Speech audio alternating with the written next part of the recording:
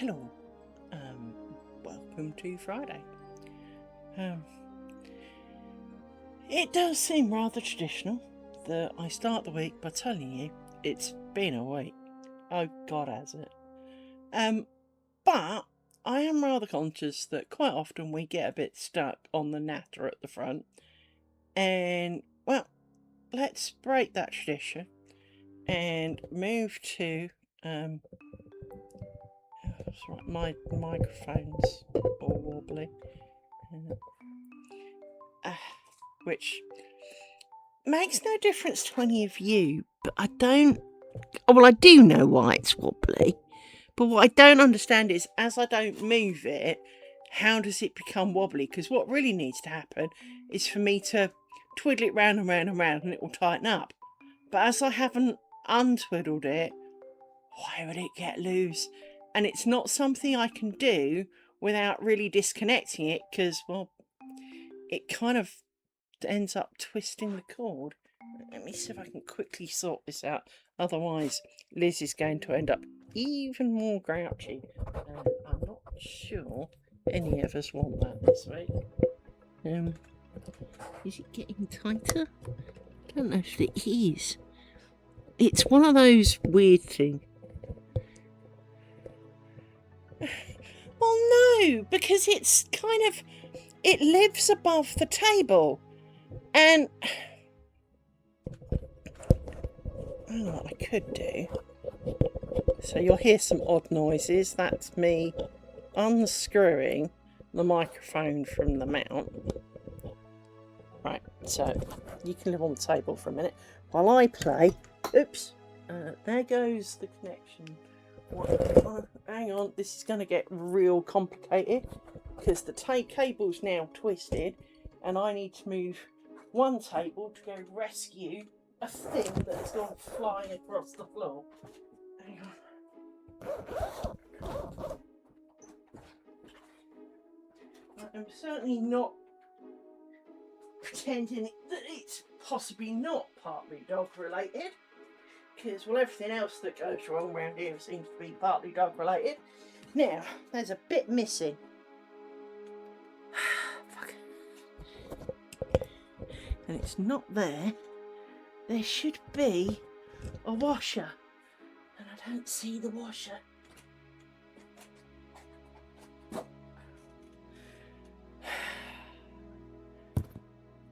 This has been kind of the whole week has been like this. How can the washer have gone? I mean,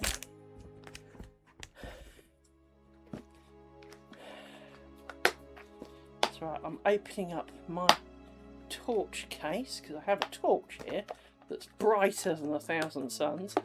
Maybe I can see a stupid black washer in a black hole. Well, torch on. I can certainly see better, but I don't see any hint of a washer. So, let me take the other one off before that does a scarper. Oh, there it is. Right. So I've got both washers again now. So I'll put the torch away. No, this is me trying to sort the microphone out. This is... I'm wondering why it's suddenly loose. Because, well, it makes no bloody sense that it's loose. Are you getting tighter or are you just twiddling? I think you're just twiddling. Hey, up! Screwdriver!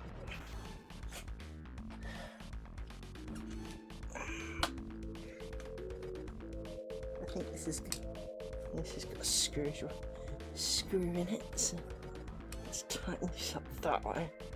Right.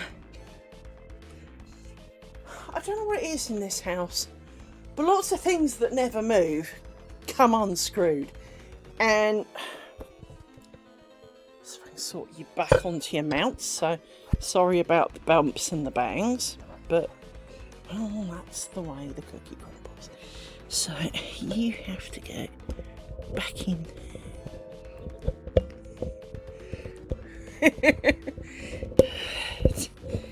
Well,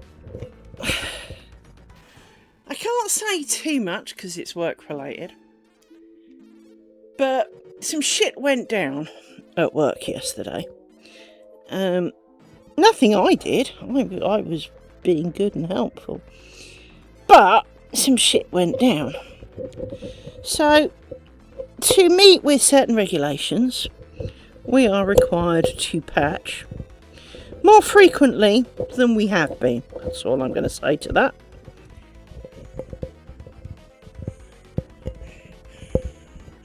Kind of, except... So the business need to meet the regulations to do the work that they want to do. I mean, they could make, hot dogs for do stand and meet completely different regulations. And frankly, I'm pretty sure patching is the least of the worries when making hot dogs, because we all know that hot dogs barely contribute as meat, so there's hardly that. I mean, you can hardly really have too many standards for something that hasn't really got any food in it. But... So we must patch more frequently. And yesterday...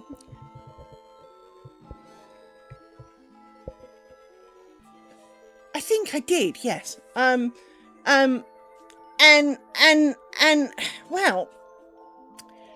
So, we went to patch. Oh no, you can't possibly do that. We didn't know anything about it. You told us to do it, dude.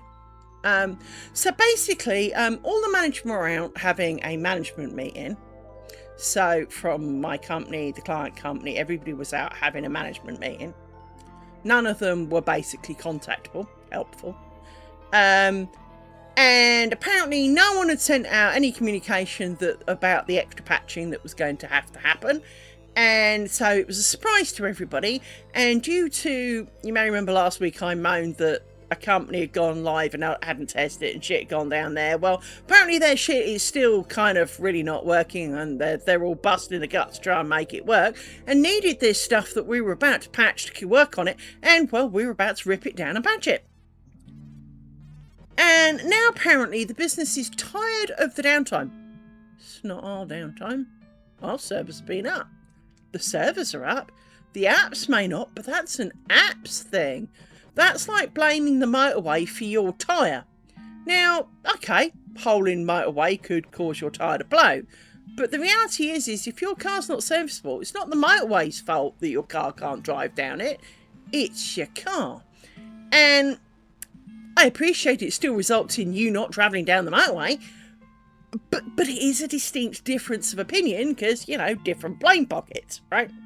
So I was sorting it out because, well, there was no one else to kind of do it.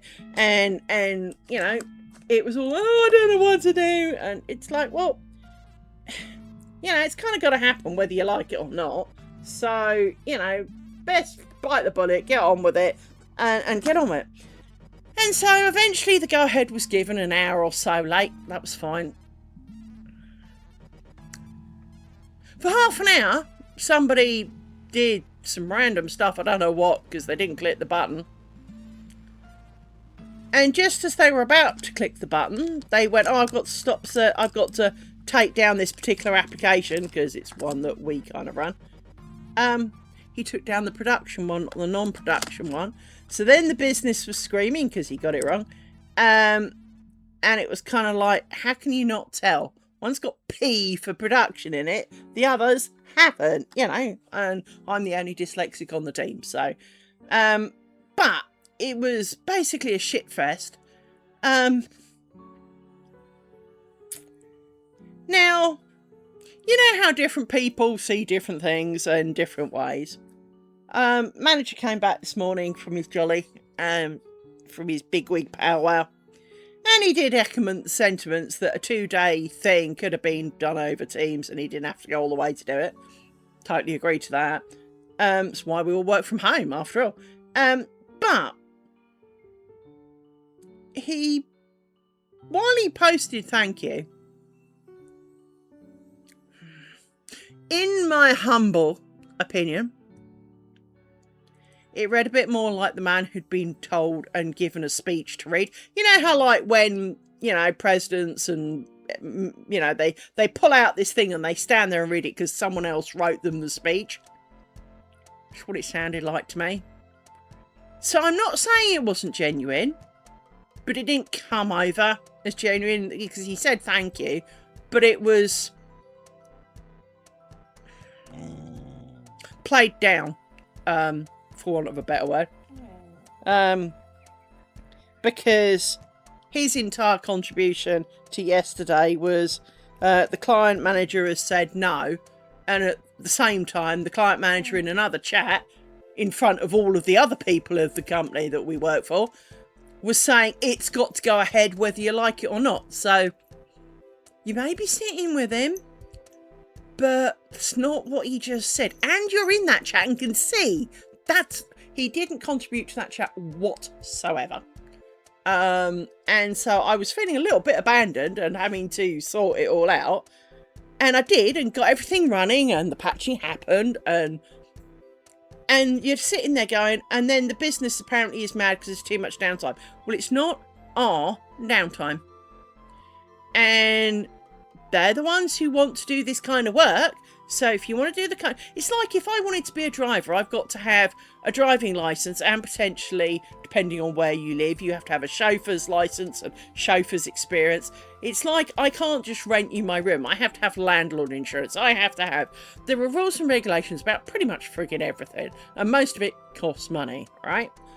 And to do the work that they want to do, they have to have this rule and regulation and licence. Well, to get the licence, you have to do this, which, well, means that patching means we're going to reboot them. So... And most of them took 10 minutes. So do you want to reel that one back in? Because apparently it takes too long. And that they want it done all together, and that they want it done with one homogenous system with monitoring. Well, it is, actually. But, you know... And the product that they had originally picked didn't work, which is why I wrote what we've got. And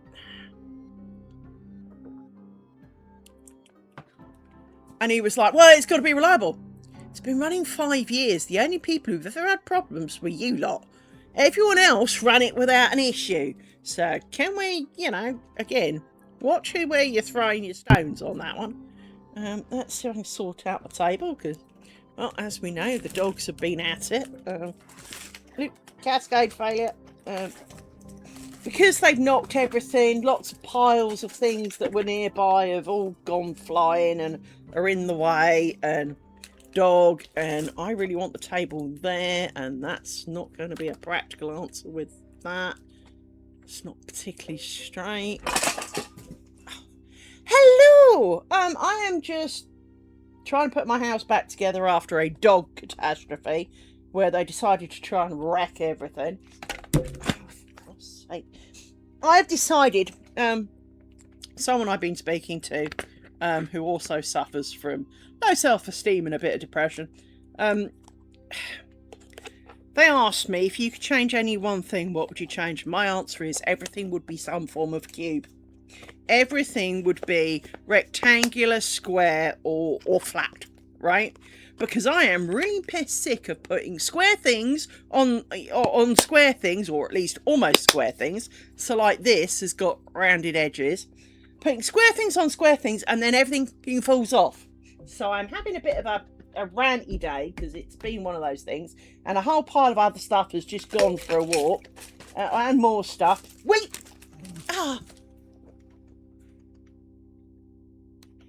Yeah, so, and I've had fun at work, so, that never sets me off for a good day, and well, all my stuff is now splattered around the room, because the dogs decided to play havoc with my crafting stuff by leaping on it, trying to spill a pint of Coke all over my, cross stitch, which I literally hadn't even done. Well, I'd just about done half a stitch. One half of a cross stitch. I mean, and they spilt a pint of Coke over me. So, hang on a sec. I need to go and pick some stuff up before the dogs eat it.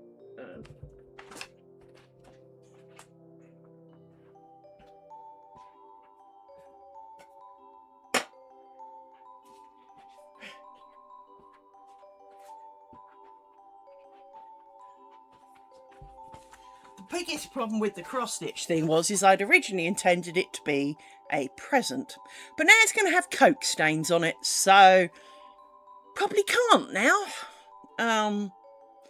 Because I can't wash it now because it's the stuff with the washable out grid. So if I wash it now, I lose the grid, which will probably make my job harder.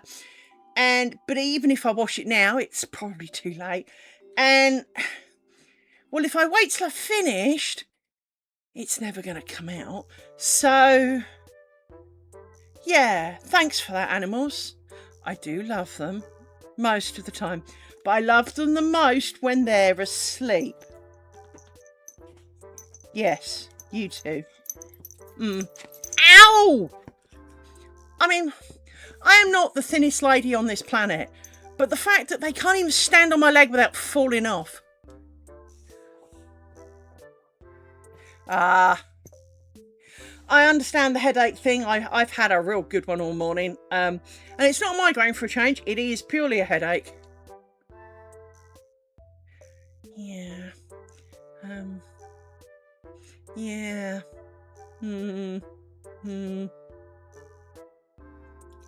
Christy says you've got to behave. Yes. It's either that or we kebab you and stew you. If you're going to stand on my leg, Amy, stand on it. Don't fall off it and take out half the world while you do it. Yes. Because this is the thing. I don't mind that they stand on me. I don't mind when they lick me. What I mind is when they destroy the place because they're incapable. It's a bit like co-workers. It's a bit like anyone. It's a bit like dog help. For anyone who is a pet owner, if your pet tries to help, we all know that that's what they're trying to do. They see you doing something and they want to be involved. They want to help. They want you to be happy. What are you doing? That's right, Rory was doing something a bit odd. What are you doing?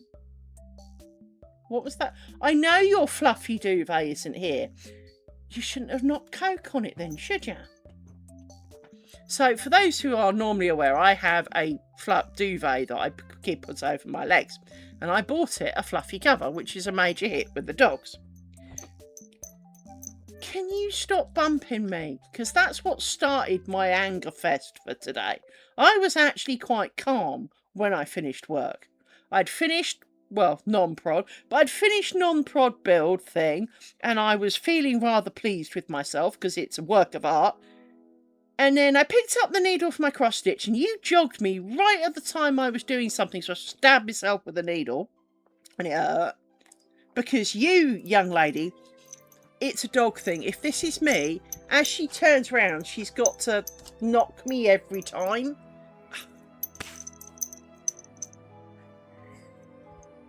Well, he didn't do it on the actual pillow. He did do it all over the table just to the left. So, I mean, if I do this, you can see that this is the edge of the table, just behind my head. So they did literally coat the entirety of that table, which is where my computer and all the rest of it is. And all of the little widgets that I have just off screen kind of thing, except for the normal lot that are over here, which now aren't over here because, well, then they knocked the table and knocked the pair of them.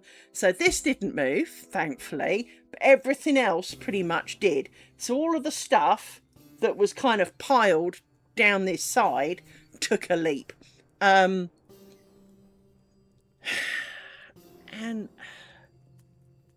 it was looking to be such a positive day because, as I say, so let me tell you about the thing that I did.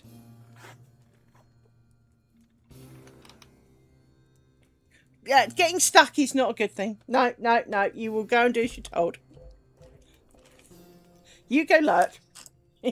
You go lurk.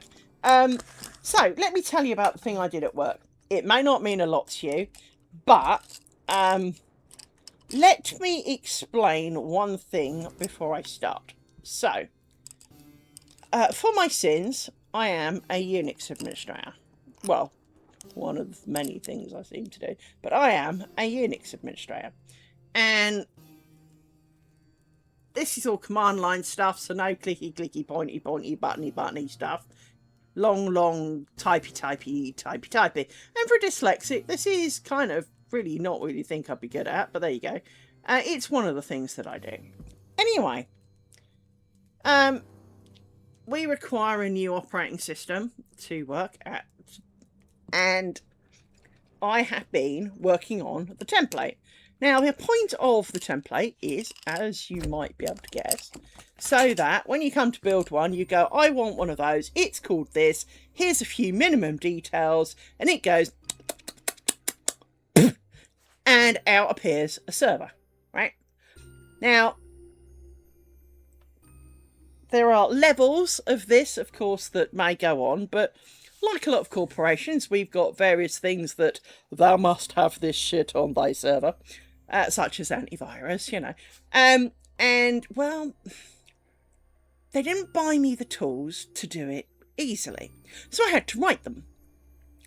Anyway, as part of the build previously, we have made an operating system and then in a bunch of folders, put a bunch of files, and you run this and it adds that and calls this and does that. But it's all within the template. Now, this wouldn't be so bad, except... well, to work on the template, so let's say you want to change one tiny little thing. You've noticed a typo in, you know, I know you typoed the company name, got 2 letters around the wrong way. Well, you've got a template, but you can't just have the template to build from.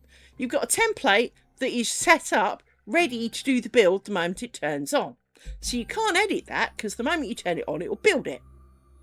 So you have another template, which is the template for the template, that you do the edits in. But what you have to do is you have a template, you then have to make it a machine, do the change, make it back to a template, copy it to the other template, fire up that template, because it's still the same as the last one, turn on the build thing, turn it off, and put it back as a template.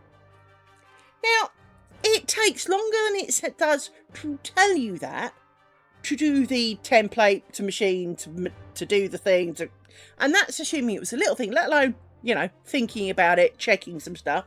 And then, of course, once you're all done and you've set up and you've hit go, well, if it goes wrong, you've got to go around it all again, right? So I've been doing this for a week now. Literally, it's all I've done for a week. But what I have achieved is, for anyone who is remotely technical, you will understand. Okay, so originally, as I said, we had local folders with piles of crap in them that it ran, installed, did, whatever, right? So none of it's there anymore. All there is a run once, so the build bit that says, on being told to build, do these few commands. And it will go off, try and download instructions on what it's going to build. So it downloads 2 things. 1, where it's going to get its updates from, and 2, where it's going to well, I would have done, but I've been too tired because I've only had like 2 hours sleep a night. Because my brain's been keeping me awake. Not because it's been thinking about work, because it's been having the flashing lights and migraine things. So I've had very little sleep this week. So it goes off and it downloads 2 things. 1, where it's going to get its future updates from, and 2, where it's going to get the build from. So it goes to get the build and the updates. It puts them where it should, checks that they're all good, downloads the build, and runs the build. Because you can't, for whatever reason, no, Rory, I'm not in the mood for your shenanigans. So from within inside what is a Unix installer thing that they have, you cannot run other installer things. You can have dependencies and it will do those, but what you can't do is have a script that says go and download and install this, because, well, it's already in an installer, so it won't do it, it'll just barf, as I found out. So you have to do clever shenanigans, which did. And it goes off, it downloads lots of stuff, configures lots of stuff, does lots of stuff, sets up lots of stuff, does all the things, and it takes, I don't know, 15 minutes to do the whole lot. right? Now, I was doing really well. As I say, I've last time I made installers for Unix was 21 years ago, so I'm a bit out of practice. It could have changed by now, but apparently not that much. And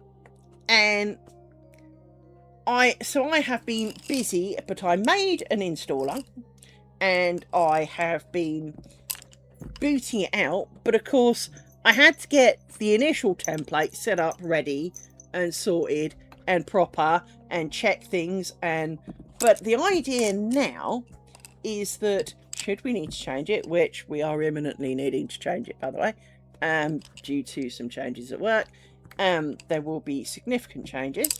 All I have to do is change the build thing that it downloads, and it'll do the new thing. I don't have to touch the wretched bloody template ever again. That was the plan. But this was also the instructions given to a co-worker about 18 months ago, who claimed that he had done it. Well, this time last week I was moody because, well, he hadn't actually done any of that. It didn't boot this time last week. It didn't boot. It didn't do fucking bugger all. So I don't know what he had done, but, well, nothing comes to mind. And why is this now stuck on here? And how is this stuck on here? There you go. So, yeah, it's been a very long, repetitive week, and my manager does not understand how much work that actually was. And as a result of not understanding how much work that actually was, he seems to think it should take 5 minutes, and of course it didn't. It took me a week, and it's not like I wasn't trying either. I did some long ass hours for it. So yeah, kind of miffed, really. My co-worker summarised the earlier speech with pretty much the Liz do more, which is how it felt. So it wasn't just me.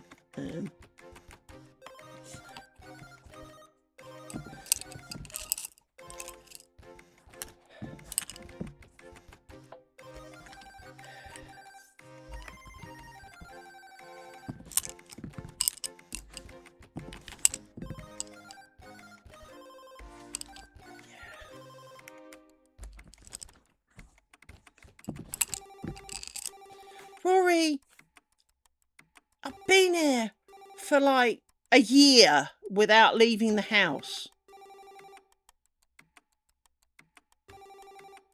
Pretty much. You don't need me that badly.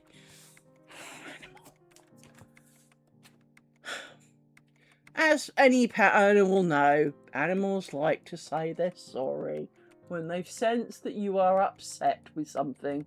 They think that it's them, and in this case, well, it is, but I know you love me. I do. I do.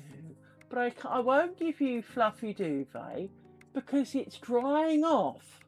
Probably should wash it, actually, but it's drying off. Mr.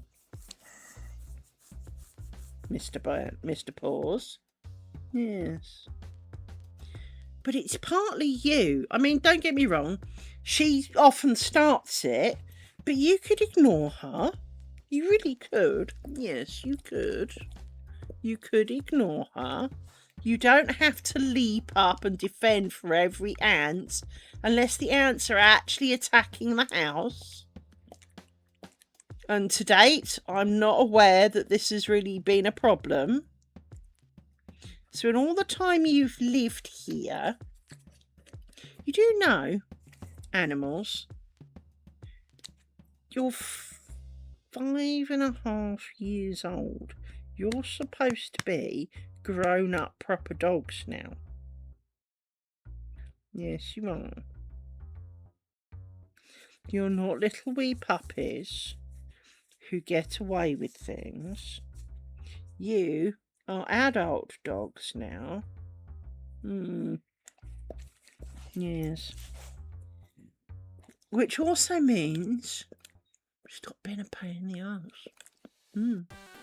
Yes. Yes. I know. Oh no, little man. Now don't lick my jumper, because you know that out of the few things you can do, licking my hands and my jumper, I don't mind a brief lick to the hand. That can be acceptable. But excessive licking of hands and licking of jumpers does not make me happy. No.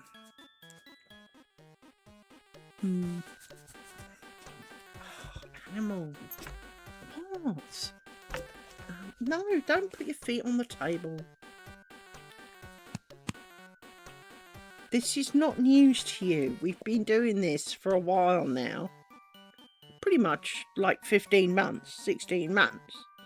So, can we not be acting like this is a surprise? Actually, it might be longer than that. I think we started like September last year. So, it's nearly 18 months. Can you... Yes, I know, I can scratch you in the good bits. And I know, I've just found a really good bit.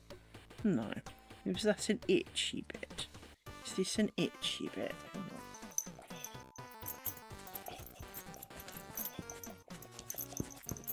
Oh, for goodness sake! Now I've got 2 dogs. No, I was supposed to have less dog, not more dog. Oh, off you go. Please, go and do something else, anything else.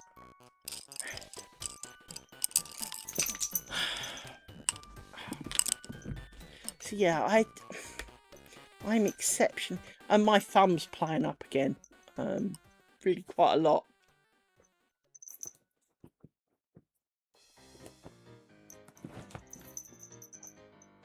No, I know. I realised that when I said it, but I was thinking that it was September, so that gives us 6 months, and therefore it's 18 months. So yeah, but yeah, it's the best part of 18 months we've been doing this.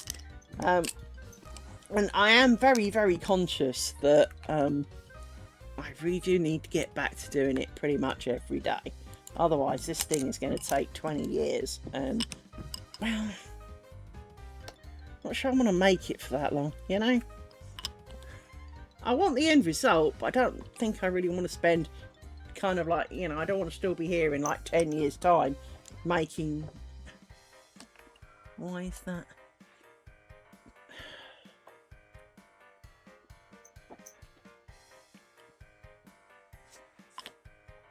I want to still be making it in all that time. For goodness sake. But yeah, I am.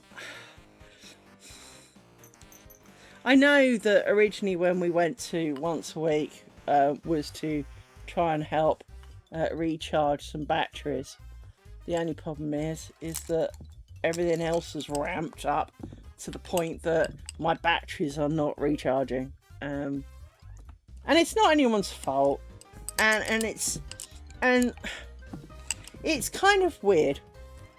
I enjoy streaming and talking with you guys a lot. I really do, but at the same time, I do find it tiring because I'm not a people person, and I'm a raging introvert. So having to sit and, you know, be present and, you know, be semi-mindful and all of that kind of is hard going for me, and this is a complete balls up. What is going on here?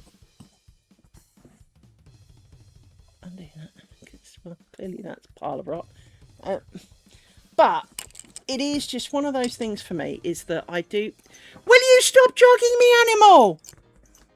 There is an entire house for you to walk in. You do not have to walk into me. Do you, Amy? I love you too. I do. And there will be nuggets later. There will.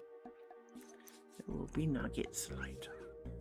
But you've had dinner already. You're getting extra nuggets today because you've already had dinner. Because I was nice to you and you had dinner earlier. Yes, you did. And you've got an itchy ear. Yes.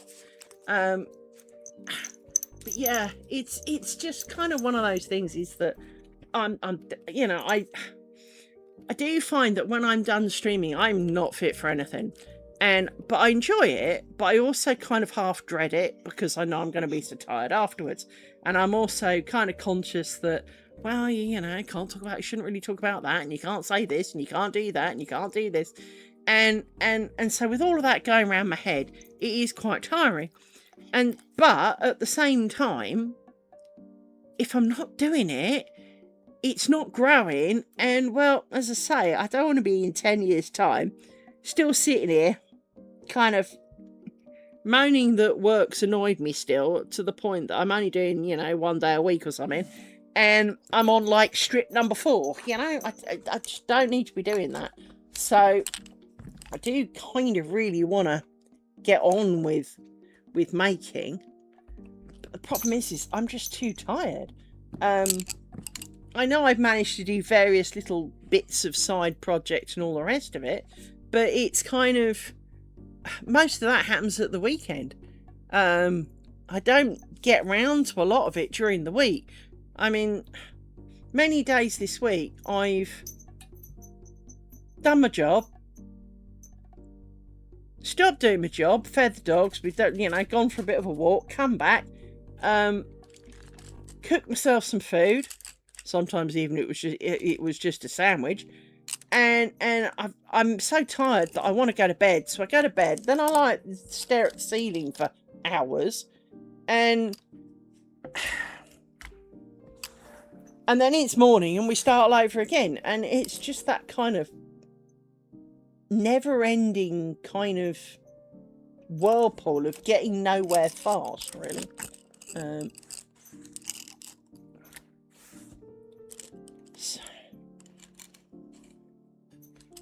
Where are we at? Because we need some of these and not some of these. So 1, 2, 3, 4, 5, 6, 7.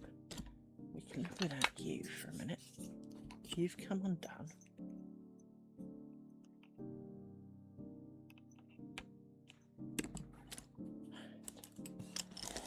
Yeah, for some reason I was fine until earlier today, and then I picked something up and my thumb went nope.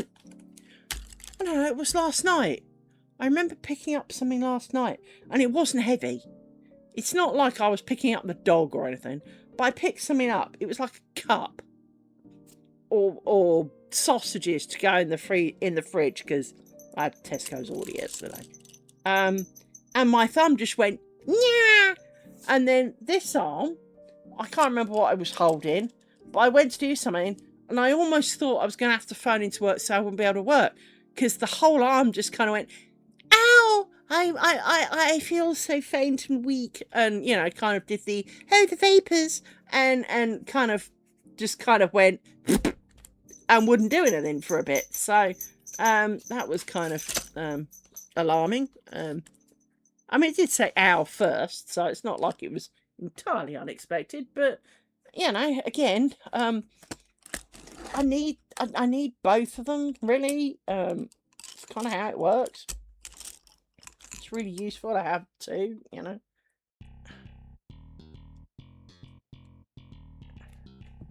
I'm not saying you can't do without, but, you know.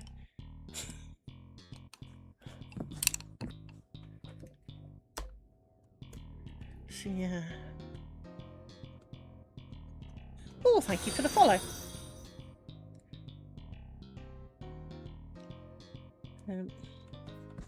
I'm also not convinced that Amazon haven't shafted me this week.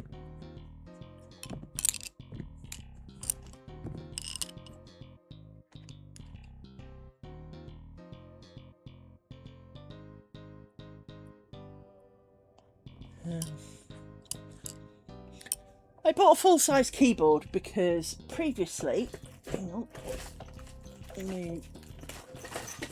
God's sake, animals! Everything keeps falling apart because you knocked everything. And again, I just put something flat on a flat surface and it fell off. Some of it is because of the cables, but nothing touched the cable of this. So it had no excuses. Go back on the end. Right, so I had, or have, well, because I still have it, obviously, as I'm about to wave at you. I have what's known as a 10 keyless keyboard, i.e. it hasn't got a numpad on the end, right? Now, for the most part, this is a great and glorious keyboard. In fact, it's probably the nicest keyboard I've got. The only downside is, occasionally you need the numpad. Some things are defaultly using and configured for a numpad, and almost piss off everything. So I'm trying to put it on a pile to the right of me, and it's, well, falling off because, well, they're not made of square things. Even though they're not exactly unsquare things. That's right, now my foot's gone to sleep and it's now half waking up. Ah, pins and needles. Mommy, that hurts. But yeah, it's. So I bought a new keyboard, which of course dogs have now coated with a pint of Coke. It's still working, just as frigging well.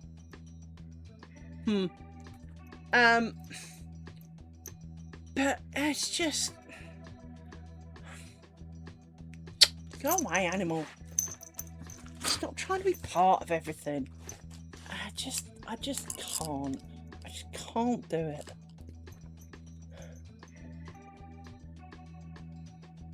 And I got this wrong. That's why it's looking funny.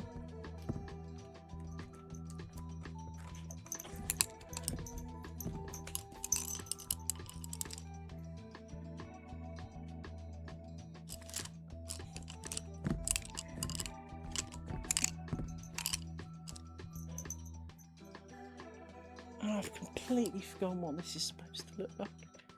This is the one that I always forget what it's supposed to look like. I know what I'm doing in the middle now. I've remembered that, but I don't remember what the outside's supposed to look like. So bear with me as I scroll back and find one we did a bit earlier. That'll do. Okay. It's not what I remembered, so it's just as well I checked. Alright.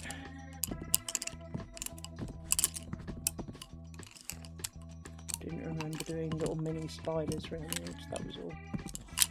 That's okay. Could do mini little spiders around the edge. So yeah, it's just all a bit much for me at the moment. I don't have the spare capacity within me to do all these things with bits of me aching and hurting, and I've been trying not to. My lungs are trying not to have an asthma attack. They're thinking about it. Amy, can you get off me? No, come on. Not in the mood. Don't hump at me, young lady. Hum. Ow. What? Ow. What is wrong with you? What? What? You're not deprived, young lady. No, you're not. It's Friday afternoon. We do this every freaking Friday. And then after this, you get nuggets. But you're not going to get nuggets if you're not good. No. Yes, I do apologise because she headbutted the camera. No, you've got to be good for nuggets. And you got lots of nuggets last week. Well, you won't get that many this week. No. Not after this week. You should be grateful you're not just getting sprouts.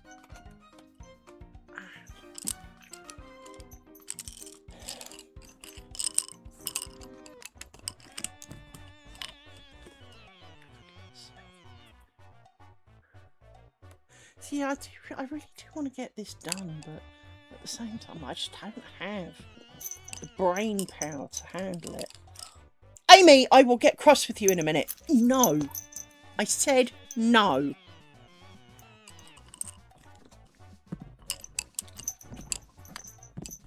Looks all offended because the world isn't rotating around her little furry butt.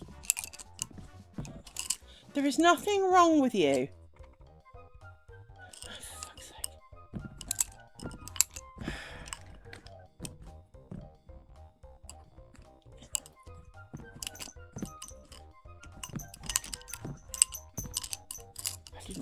Frigging twiddle the twiddles.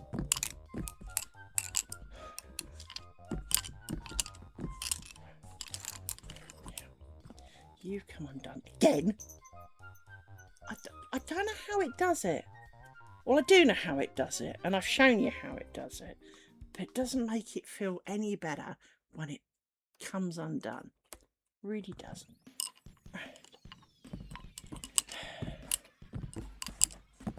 So yeah, I'm really short-tempered at the moment, and you know, with random bits of me hurting and dogs destroying things and all the rest of it, I just don't have that. I mean, even if I wanted to, I don't feel like I've got the time at the moment. I do think, and this is going to sound daft, I do think that it's easier to feel like you've got the time in the summer. The reason being, of course, is that it's brighter for longer. And there isn't a hole here. I need a stabbing thing. It's missing a hole. And I've got to work out where the hole should be. It's there.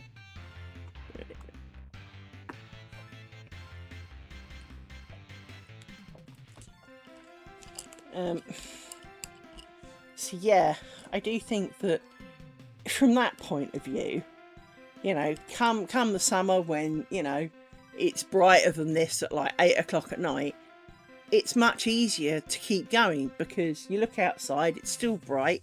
If you want to go off and do something, well, you can still go for a walk with the dog because it's light.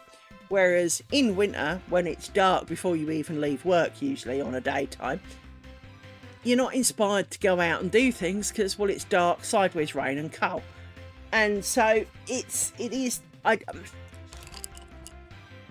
as a kid, they announced that people suffered from seasonal adjustment disorder, or SAD, and that they felt sad over winter because they weren't getting enough light. But I don't view it as a disorder. It's normal. Now, I'm not saying that some people don't have it worse than others, but it's perfectly normal. Nobody enjoys going out in cold, sideways rain to watch your dog crap so you can pick it up in a little plastic bag. No one ever enjoyed that.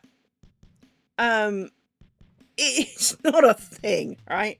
But on a sunny day when it's lovely and warm and the plants are out and the butterflies and you know, and all the rest of it, and you can go for a walk, and it's not too hot so you're not sweaty, horribly sweaty and burning like a crisp in the sun. You have a lovely time. You go along, you play with your dog, time gets away from you because it's a lovely day, and that's great. Everyone can find joy in things like that. And so I don't view it as a disorder. I view it as normal. But there definitely is an element to it that over winter it is harder to be motivated to do a lot of things because, well, you feel restricted in the things you do. Now, technically, you can still go outside and do things. I mean, you know, in the middle of winter when it's raining, technically you could go and sit in the garden. You don't really want to though, because, well, it's raining and you know, not quite the same enjoyment. And so you don't. And I think that is a lot of it, is that while technically you can still go and do them, it doesn't bring you the same joy as sitting in a sunny day in your garden, listening to the birds cheep, watching the butterflies go by, and you know, throw the tennis ball for a dog or whatever, and leap, says the brown dog.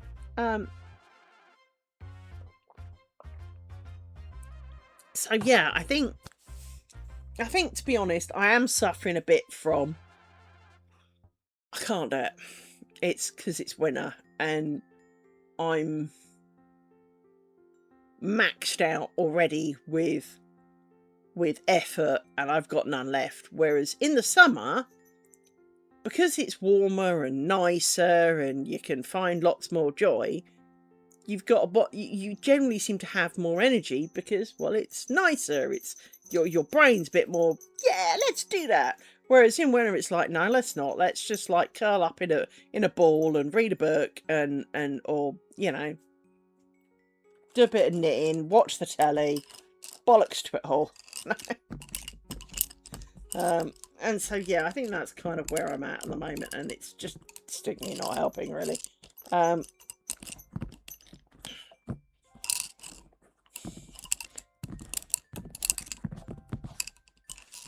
yeah. But I'm also quite conscious that every time, you know, all the videos I'm uploading, obviously, you know, copies of this, and every single one of them starts with kind of like an hour of me ranting.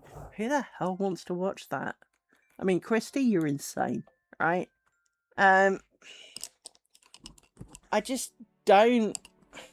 I mean, I always said I'm doing it for my own diary, you know, of events. I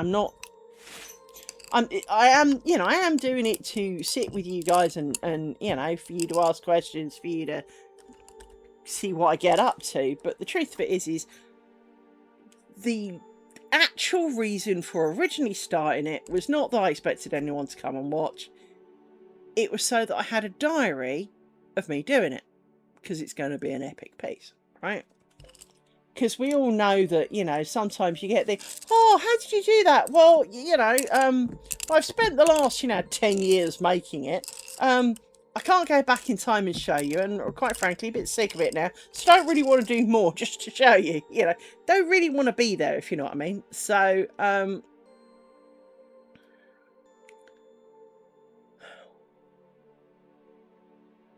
it's right, calculation in progress.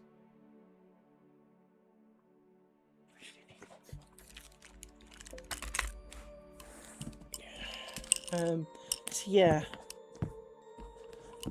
It's better to record now and delete later than not to have in the first place. So it's kind of where we're at with that.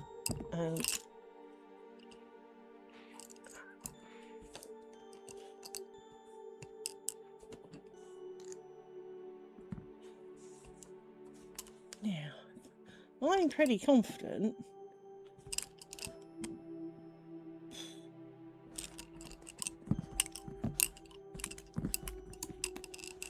That's you two done. But you've not got enough.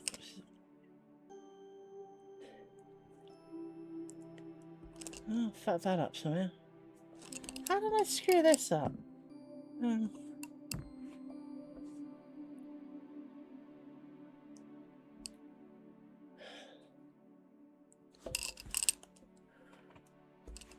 It's not screwed up, I just haven't put the pin in yet. Oh, I didn't need to do the extras because I hadn't finished.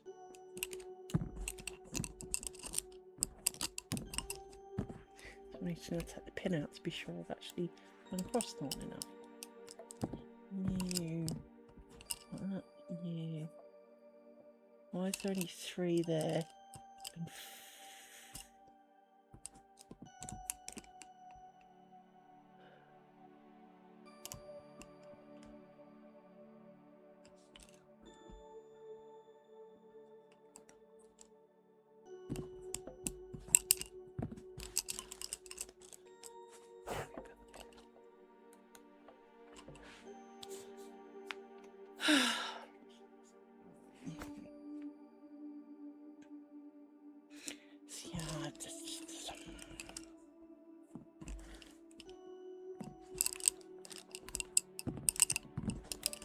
And one of the things I know I said to you guys from quite early on was that I didn't want this to feel like it was a chore, because then I'd resent it.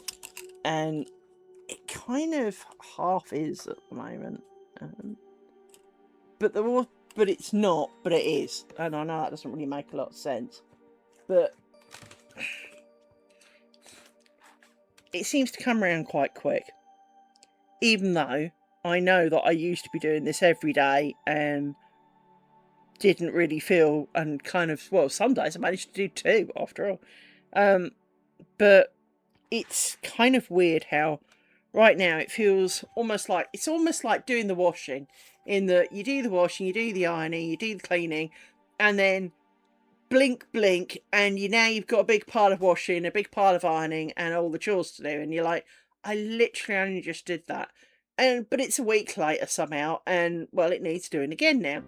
And that's kind of how this is that the time between now and next time disappears, and I don't know where it goes. It's part of the reason that I think I'm struggling with work, is that everything is just taking so long at work, and I'm so involved with the stuff that I'm doing at work, that by the time I'm kind of off work, you know, I kind of stop work, blink twice, it's bedtime, and then I start all over again.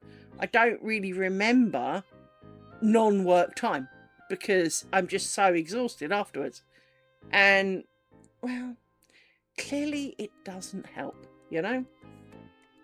So I'm rubbing my thumb because it really, really is quite painful. I assume it's rheumatism, but I don't think it is.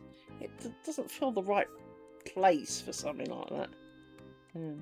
It's more like I've sprained it. But this is like the 3rd or 4th week now.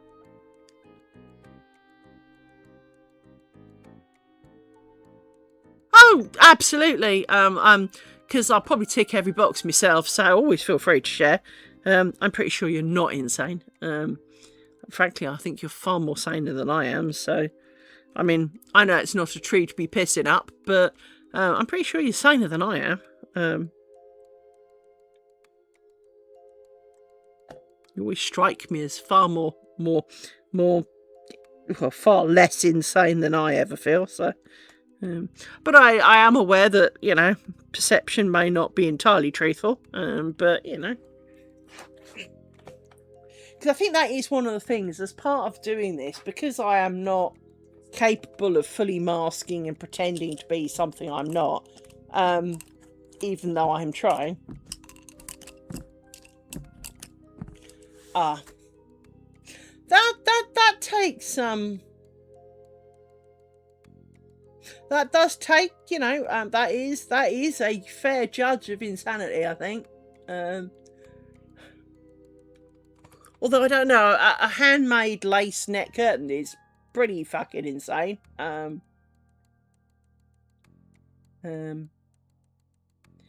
But yeah, I've come unravelled a few times on stream, and yeah, I am a bit conscious of that. I do get very frustrated with stuff. I wish I could explain the pain in my thumb, because it's not anywhere you'd expect it to be. You know, it's not in a joint. Amy.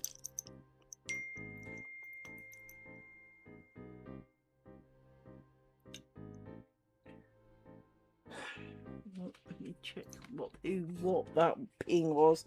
Okay, look, I can see that already.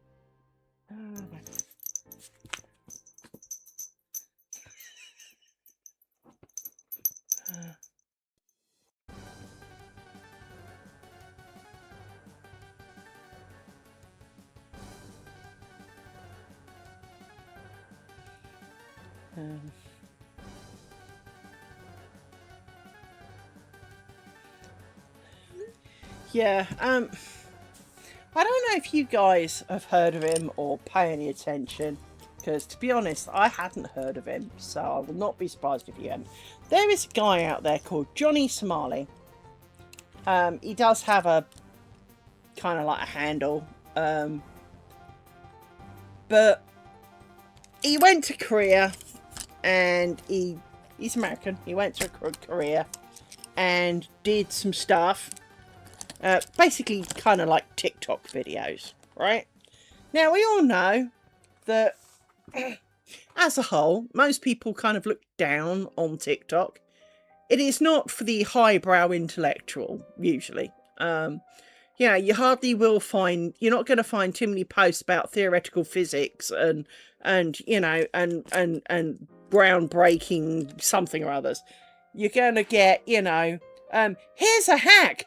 Did you know that if you can't get the top off your bottle, if you smash it on a rock and filter out all the glass, you know, that kind of hack that you're going, that's more effort than just getting the top off, man. Those kind of things, you know, it's usually, I'm not going to say less quality, but it's not exactly renowned for the intellectual. Anyway, Johnny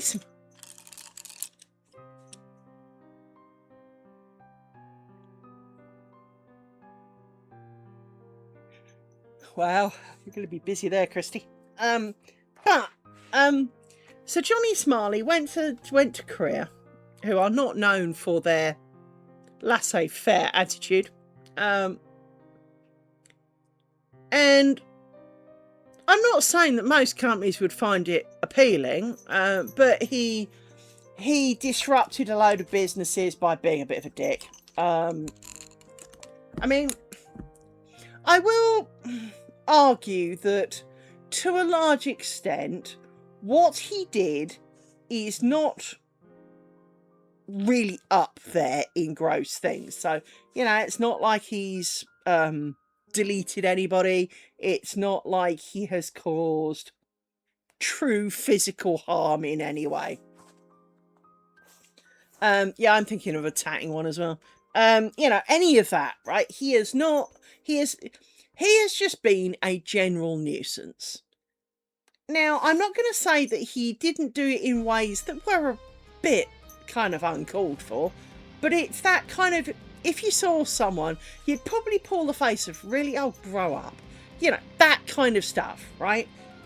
But in Korea, they have a lot of very strict laws about things like, if you do something in a shop that is deemed to have prohibited the shop from going about its business.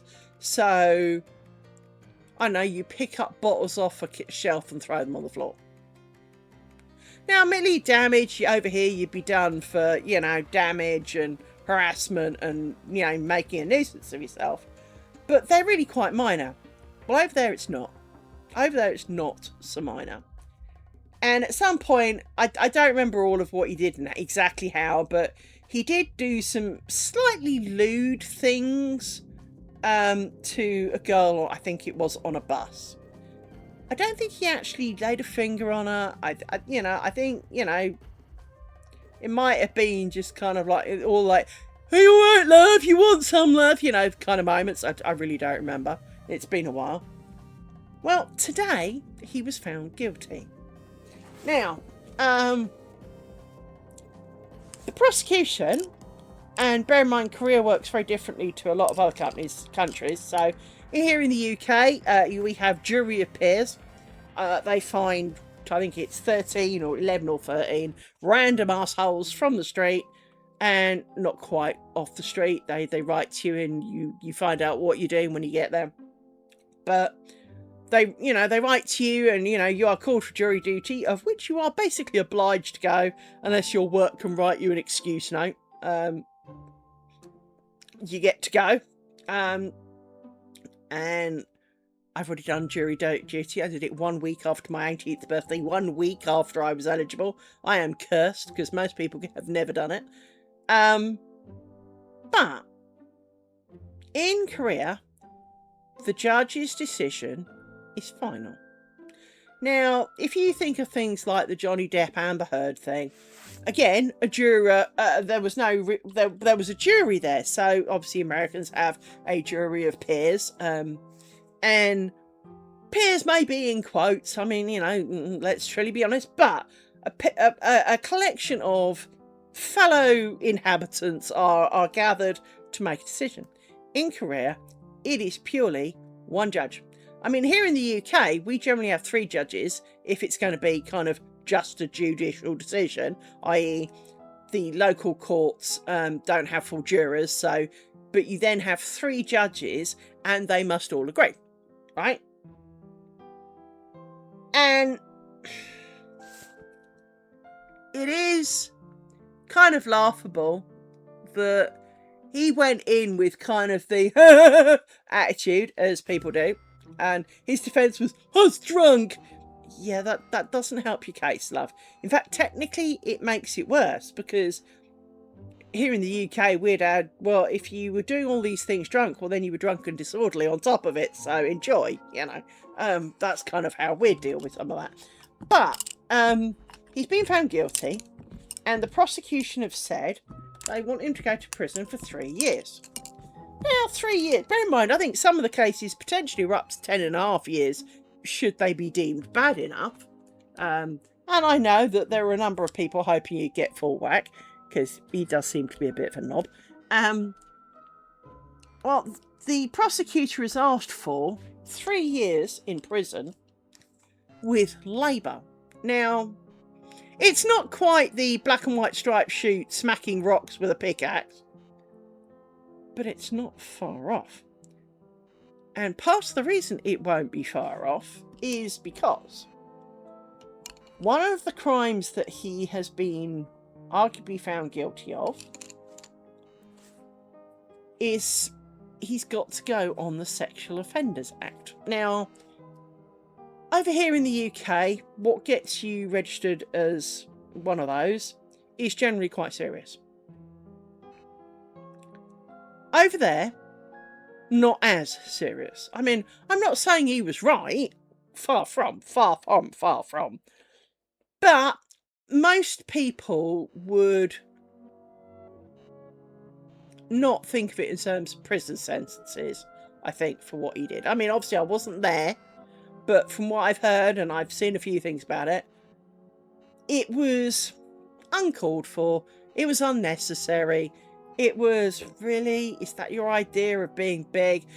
Those kind of thoughts. Not, oh my God, the poor woman, you know, someone must rise to her honour, right? It was never anything that you would have particularly thought of in that vein. So, but he, but as being part of on the sexual offenders list, well, it gets complicated because he then can't go and do his labour in the general population. He's only allowed to do it with fellow crims, right?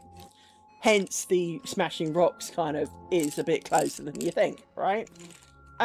Because he can't go and do a lot of things, so it really does limit what they can do with him. But on top of that, because he is American, when he finally returns to America, if they do put him on the sexual register, when he goes back to America, apparently, and this was something I didn't know, but then I'm not on the sexual register, why would I know? I've never needed to know, so fair cop. If you are registered as the above, in any country who has a formal and reasonable process, you have 3 business days to add yourself to the register of the United States of America. Failure to do so can result in 10 years in prison and fines. So there is quite distinctly a hard outcome.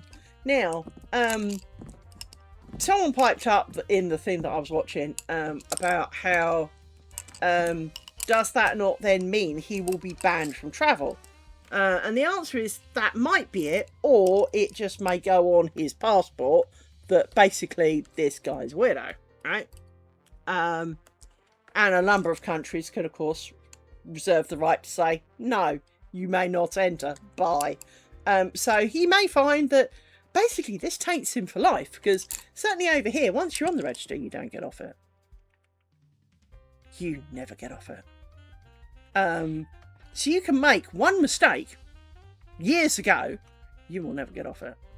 And in fact, I know someone, or I don't know them that well, but I knew someone who ended up going to court and being found guilty and being put on the register. Now, I will say, in their defence, which is quite rare for me, they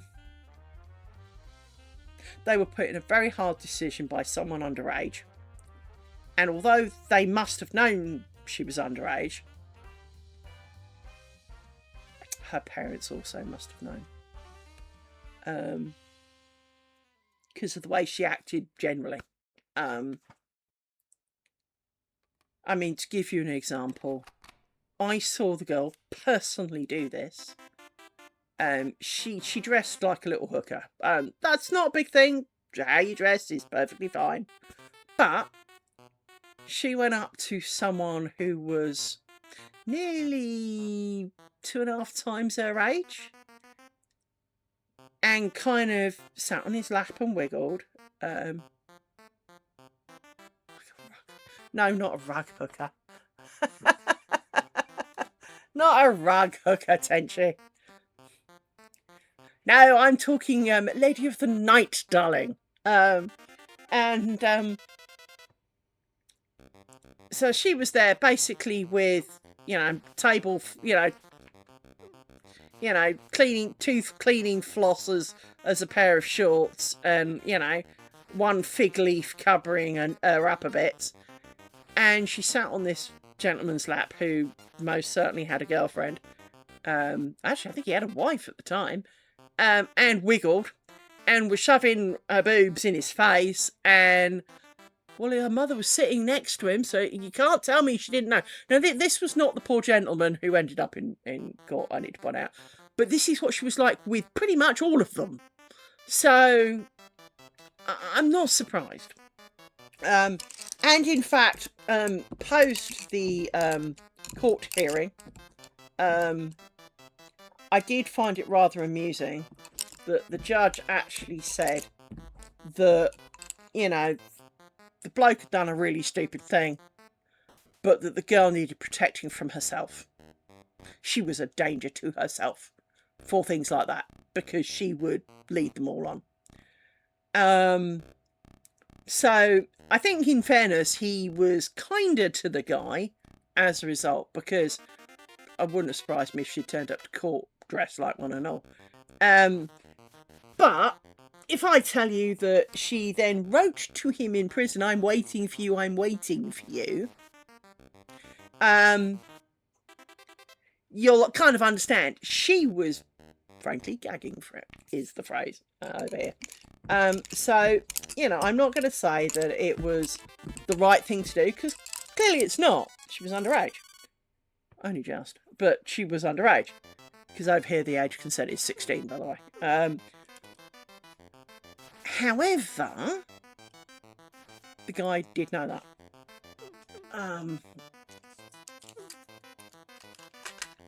So, yeah. I'm not saying it was right, because it distinctly wasn't. And there is a reason why, lots of these things are deemed statutory. Is because the child is not responsible for their actions. Now, in this day and age, most kids over 10 or 11 know exactly what that stuff is. So it's not like, I won't say when I was a kid, but closer to when I was a kid, when people were still, almost playing with dollies at age 10. These days, they've got boyfriends and girlfriends before they've got to double digits. So let's kind of not be... I mean, not everybody, but, some of them, quite a lot of them seem to. When you actually hear, "Oh, that's his girlfriend," and you're like, "I'm sorry, what?" It is a confusing time, and I'm not going to say that any of it was right. But I do feel it takes quite a strong person to take some very fit, nubile kind of wench thrusting themselves upon you, and she would have kept it up as well. Not literally, haha, but she would have pursued her man, shall we call it. So, being rather relentless at it, I'm pretty sure it was kind of hard, and eventually, probably one day, But, like an idiot, he was twice her age, so he ended up on the register for it. So, yeah.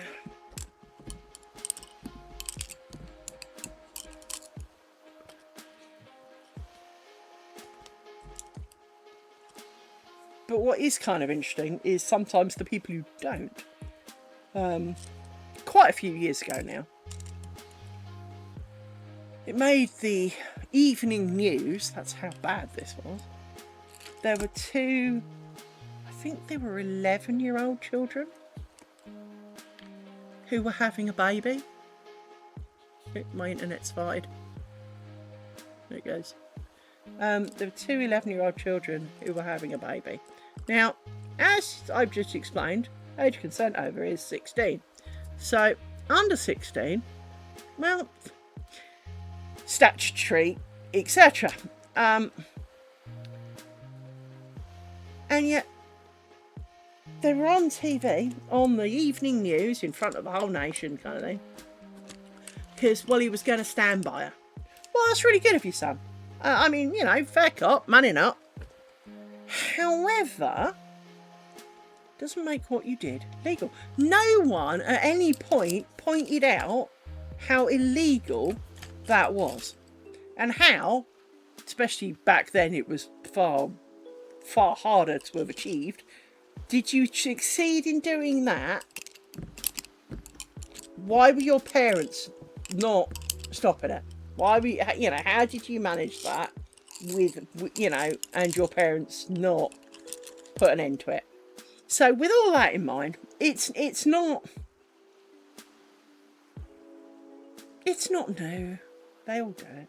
But this Johnny Smiley guy, you know, didn't touch anyone that I'm aware of. So it is really... Oh, I'm dropping frames again.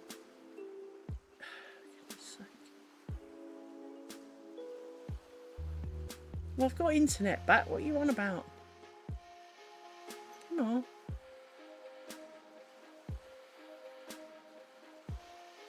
Dropping frames like crazy. So I do apologise.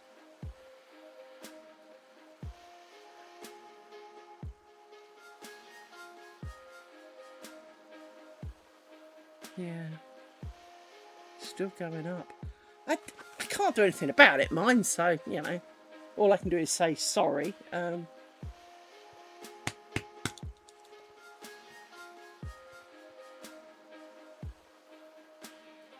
got internet, I'm sure I do. Yeah, I do. Oh, there it goes. Green again, finally. Christ. So I do apologise for that. What? What, Mr. Paws? Oh, Amy, just stay still. I've touched his paw. You are really not missing out. You're not. Amy, you're really not. You're not, little one. No, you're not. No. I do love you too, but I touched his paw. He did not get anything of value that you did not get. You've had lots of huggies too today. You have. You have. Bugger off. Come on. Come on.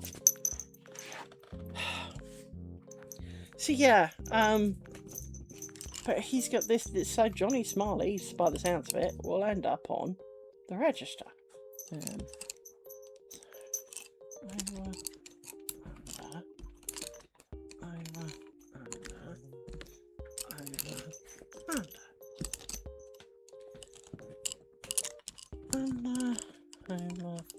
Under. Ah, bollocks. Just realised something I was going to do, and I didn't. Because I still haven't found that missing thing that would make this so much easier.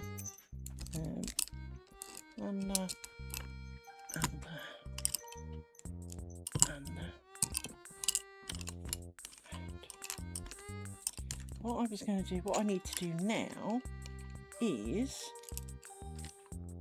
twist you. 1, 2, 3. Up.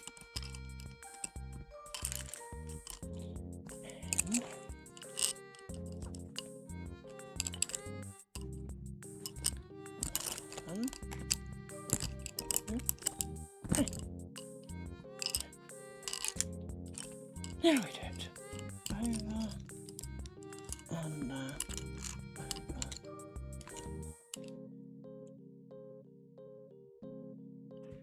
Yep. Go there from there. And there. Under.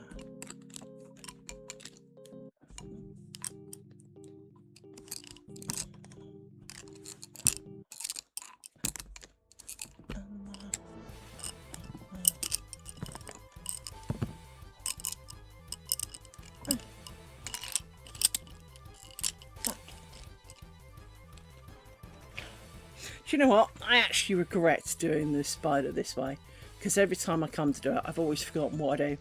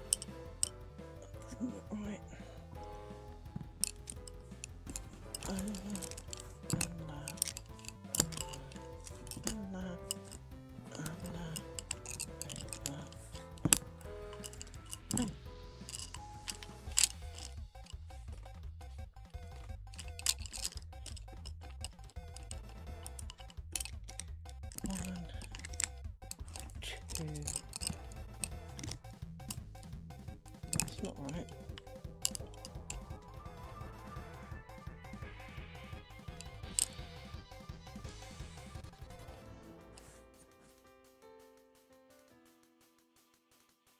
What?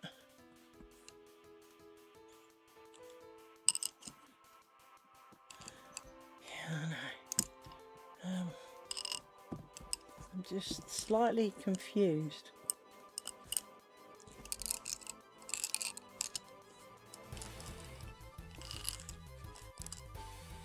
That's why.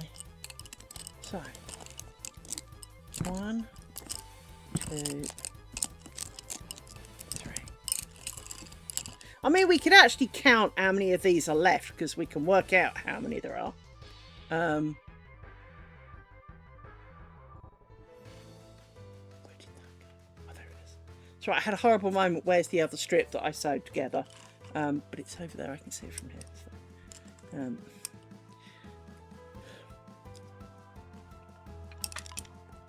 1, 2, 3. And because we're over here anyway, we'll do these. So 1, 2, and then so.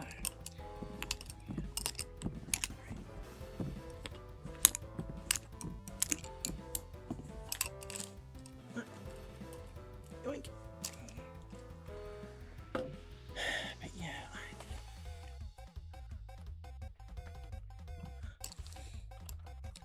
I did kind of wish I had, you know, we've all seen the video of the lady on a video going, and like out comes lace, and you're like, because it literally looks like she picks up one and just kind of goes, and all the lace falls out, and you're kind of going, I know what stitch you're doing, love. I know what moves you actually did, but looking at that, I didn't see it. I do wish I had a bit more of her speed. And I think that's true for a lot of people. I mean, if you think of knitting, a lot of the reason people struggle with something like knitting or crochet or anything is the amount of time that it takes to complete something. And if you could knit a jumper in 3 evenings, you'd probably be far more inclined to do so. Which is why people like knitting machines, let's truly be honest. But if you could do like a jumper for anybody, no matter how large or small, in 3 evenings, well, but you probably would. When it takes you a month, gotta really like that sweater. I want to spend an entire month doing it, especially as that's, you know, it always feels like the majority of the month. It's not like, oh, I did an hour a day. We are talking you spent the entire evening knitting kind of thing, every evening, and a lot of the weekend, every spare moment you were knitting, and yet somehow it still took you a month. Now, if I'm on a roll, I do reckon I can do a jumper for me in 11 days. but I've got to be really in the mood for that. That has got to be, you know, in the zone, on fire, 11 days. So realistically, I'd say 2 or 3 weeks for normal.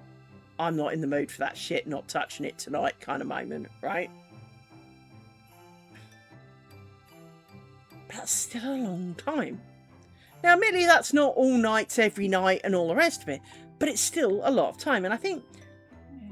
Shut up, Amy. As I say, it's not that people begrudge doing it, because they like the outcome. But, you know, the longer you've got to spend doing it, when you could just buy one off Amazon or wherever... I mean, if you think of it in... If you were to work, right? For a lot of us who have a normal 9-to-5 job and do shit in their spare time. So, Christy, sadly, this is not really entirely you. But for those of us who get paid by a company to do whatever the hell it is we do, alright? If you think of how much you are paid per hour,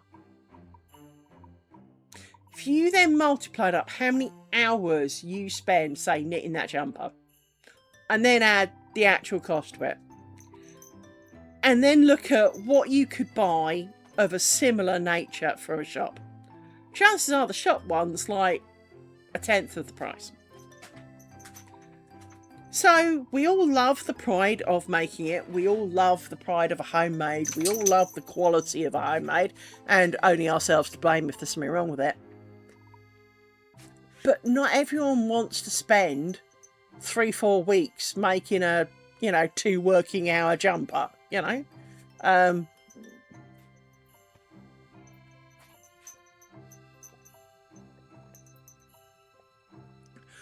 I can. Half the fun is getting there, but at the same time, when you need the result, so you're knitting a jumper because you're cold, it's not like I'm making one because I can. For then there is no real deadline. If it takes you a month, it takes you a month. If it takes you 6 months, it takes you 6 months. If you go off in the middle, get bored of it, come back in a year's time, it's not really a problem. When you need it, if you would spend 2 working hours wages, so, you know, if you get paid £10 an hour and you spend 20 quid on a jumper, 2 hours. 2 hours of your life versus the 60, 80 plus hours. Hardly seems like a fair comparison, does it? I mean, we all like the outcome. We all enjoy doing it. But there are times when, I mean, picture the net curtain. The hundreds of hours I have already spent doing this shit. Hundreds of hours. And we've got half a net curtain that I absolutely hate. And almost half a strip of, well, I could buy one for like 15 quid. It wouldn't be exactly what I wanted, but I could buy a perfectly good lace curtain for like 15 quid. Possibly even less. And there is a bit of you kind of going, that's a lot of wasted time and effort. Now, it will be unique. For all the fuck-ups that I make, of course it will be unique. How could it not be unique? But it is still, you know, you could buy a perfectly good one for a lot less.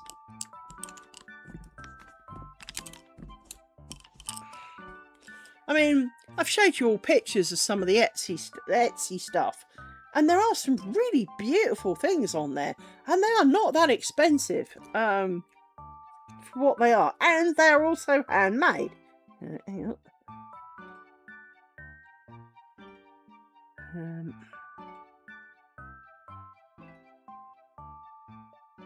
Trying to find the ones that.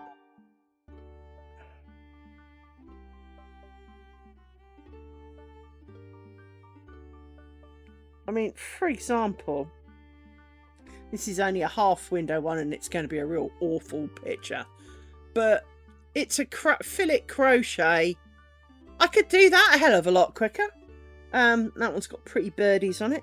In case that wasn't clear. Trying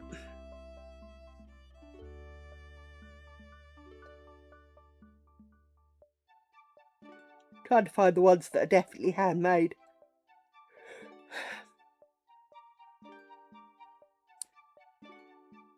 So someone's made, they're more curtains, but they're hand woven. £18.28, right? I'm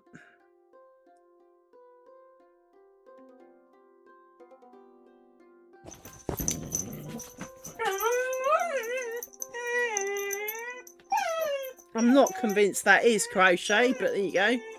More crochet curtains. That one is £203.12, mine, so, you know. But they look a lot bigger, to be fair. But like a lot of it, excuse me, you know, there were some other ones on here that were absolutely, frankly stunning. I actually thought of buying them because of it. These are quite pretty. So, £14.82. You almost can't make it up. So if I look for something similar in size, yeah, funnily enough, £14.82. You know, it's just that kind of, there is a bit of you that kind of goes, as I say, there are some that are ridiculously expensive. I mean, these aren't actually my personal taste. I wouldn't have those. I mean, they're not horrible. I just wouldn't personally choose them. £401. That would also put me off. There's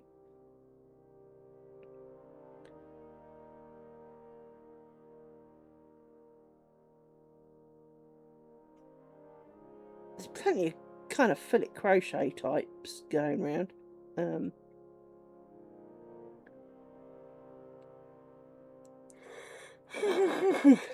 Excuse me. But like all of it, you know, so, but we've seen for like 14 quid we could get some pretty decently homemade looking ones that would be wonderful, really. £14. It's going to cost me more than that in frigging coat of little things of thread, let alone the time that I put into it.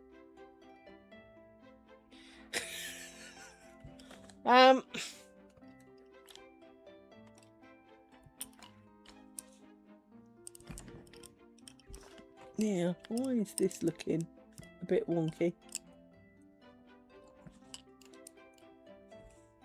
Because this is indeed looking a little bit overly wonky. Not wanting to scoot up properly. Oh, for goodness sake.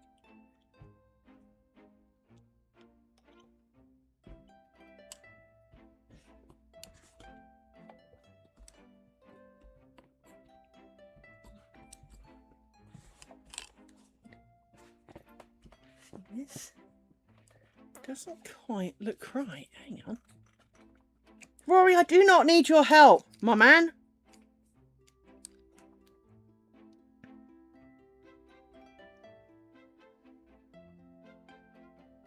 Well, it is. I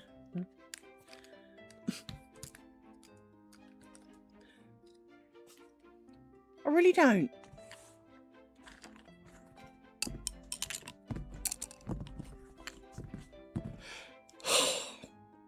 I know you're very cute, but you don't help. No. Doggy assistance not required.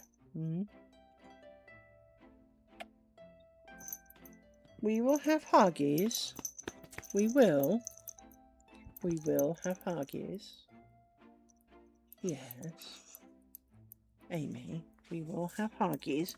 Because you are the most clingy dog this week. You are a very clingy dog.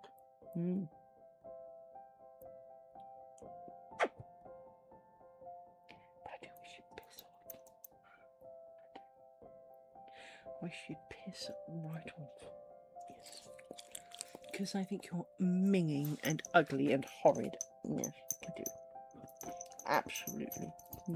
I do. I do. I do. I think you smell. You smell. And I hate you. I hate you with all my heart. Yes, I do.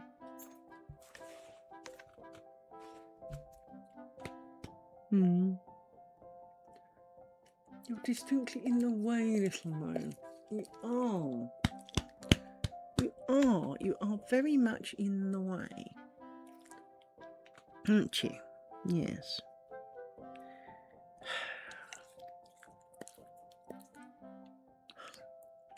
Oh dear, big yawn. Well, I'm sorry that because you lot have been sleeping well this week. Yes, you have. You've slept very well this week. It's me that didn't. Mainly because you've been hogging the beds, you've been making weird noises in your sleep, you've been waking me up, you've been not helping when I've not been feeling too great, because you'll leap on me, scratch me, bump me, maul me, lick me in the middle of the night and scare 7 shades of crap out of me. Oh, Rory! Rory has decided he needs a hug, like a 3-year-old child does. He's kind of sat in my lap and put his legs round me. Bear with me one moment. I'm trying to keep out the range of the tongue, which I'm kind of failing at, but I don't want to be Frenchied by the dog. Do I? No. I do love you very much. I do. Big hugs for Rory. Big hug for Rory. He's a good boy, especially when he's asleep.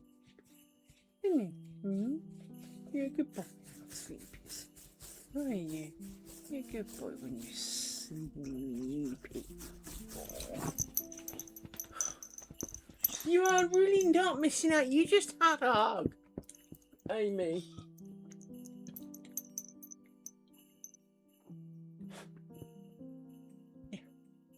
Now, little man, I do love you, but I want to finish this while I still remember what I was doing.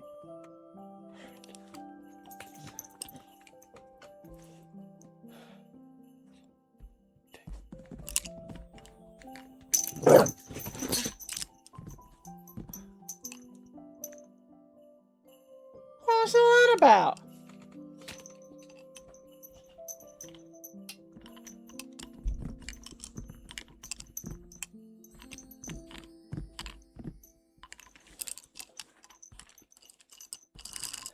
Oh, Rory! Just kicked really hard in the armpit. It scared the crap out of me. You two are being a pain in the arse. A distinctly huge pain in the arse. Maybe there won't be nuggets today. Maybe the man will be told to forget to bring the nuggets. Well, I actually buy from the same people and I have to order the nuggets, obviously, because I pay for the nuggets, but they don't know that. Maybe the man will forget nuggets today and you won't get any. And Santa Paws will not come and bring you nuggets. Because, of course, they don't get to see the man at the door, so they have no idea who brings the nuggets.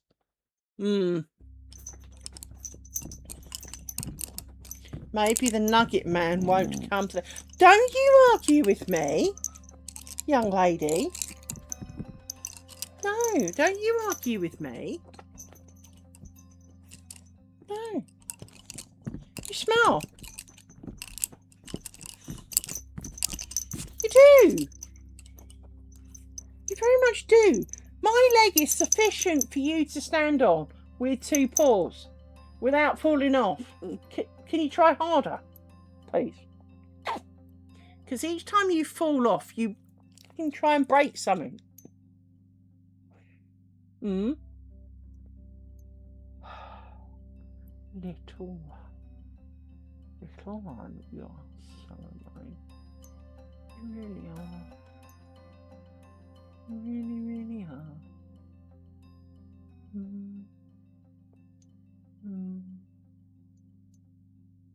Oh, little one. Come on. Off you go. Let me do this.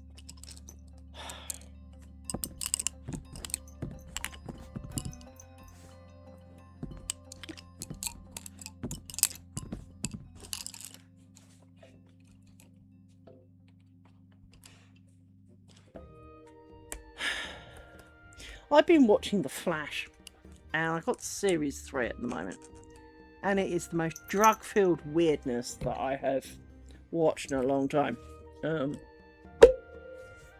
Because he went back and saved his mother, and then had to go back and unsave his mother because it changed the world in ways that was not good.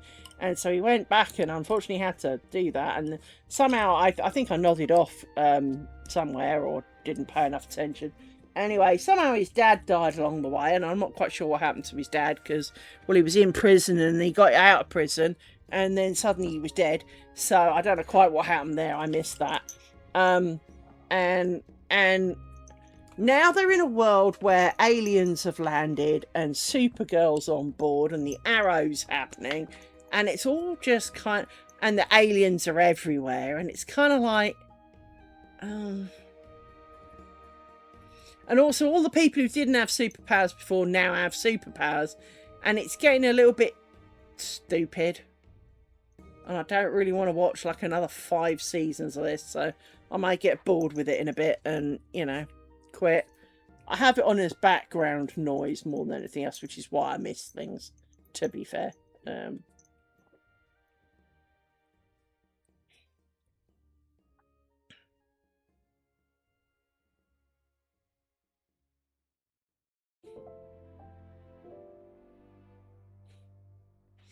See, I'm gonna explain this to you, right?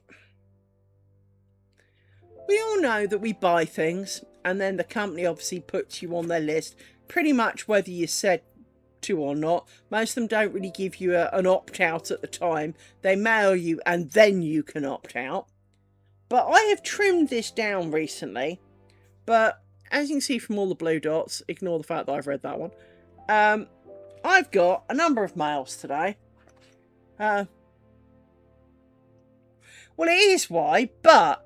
So I've got one from a lady called Kelly Casanova, who's a weaver, and she's really nice. And she doesn't... I don't watch TV either.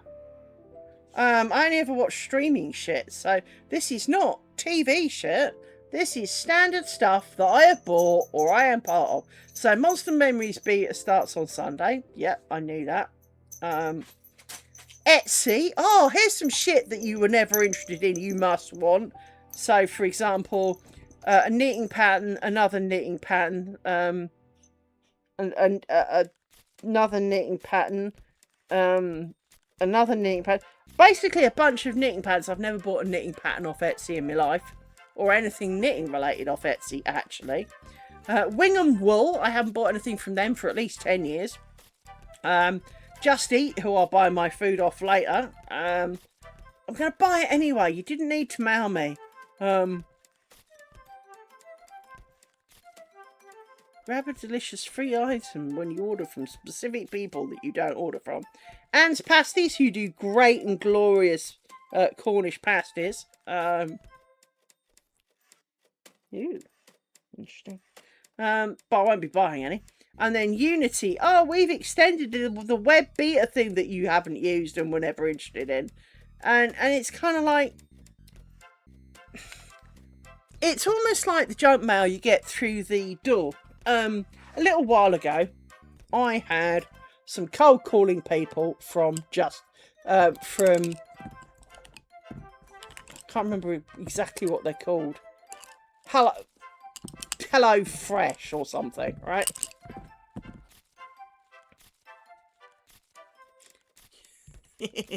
But HelloFresh basically are a expensive way to order fresh vegetables to your door or fresh food to your door. But it is done so that if you say, right, I want, if you say that, I want, it'll send you packages of X meals, and all the little packets and pouches and things you get are exactly the right amount to put in the food, right?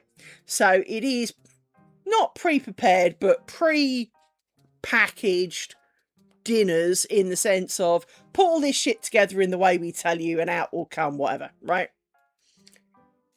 So I'm not going to say that there isn't value add to that, but if you've got any decent cooking skills in you really don't need it. And they came to the door and I kind of went, no thanks, shut the door.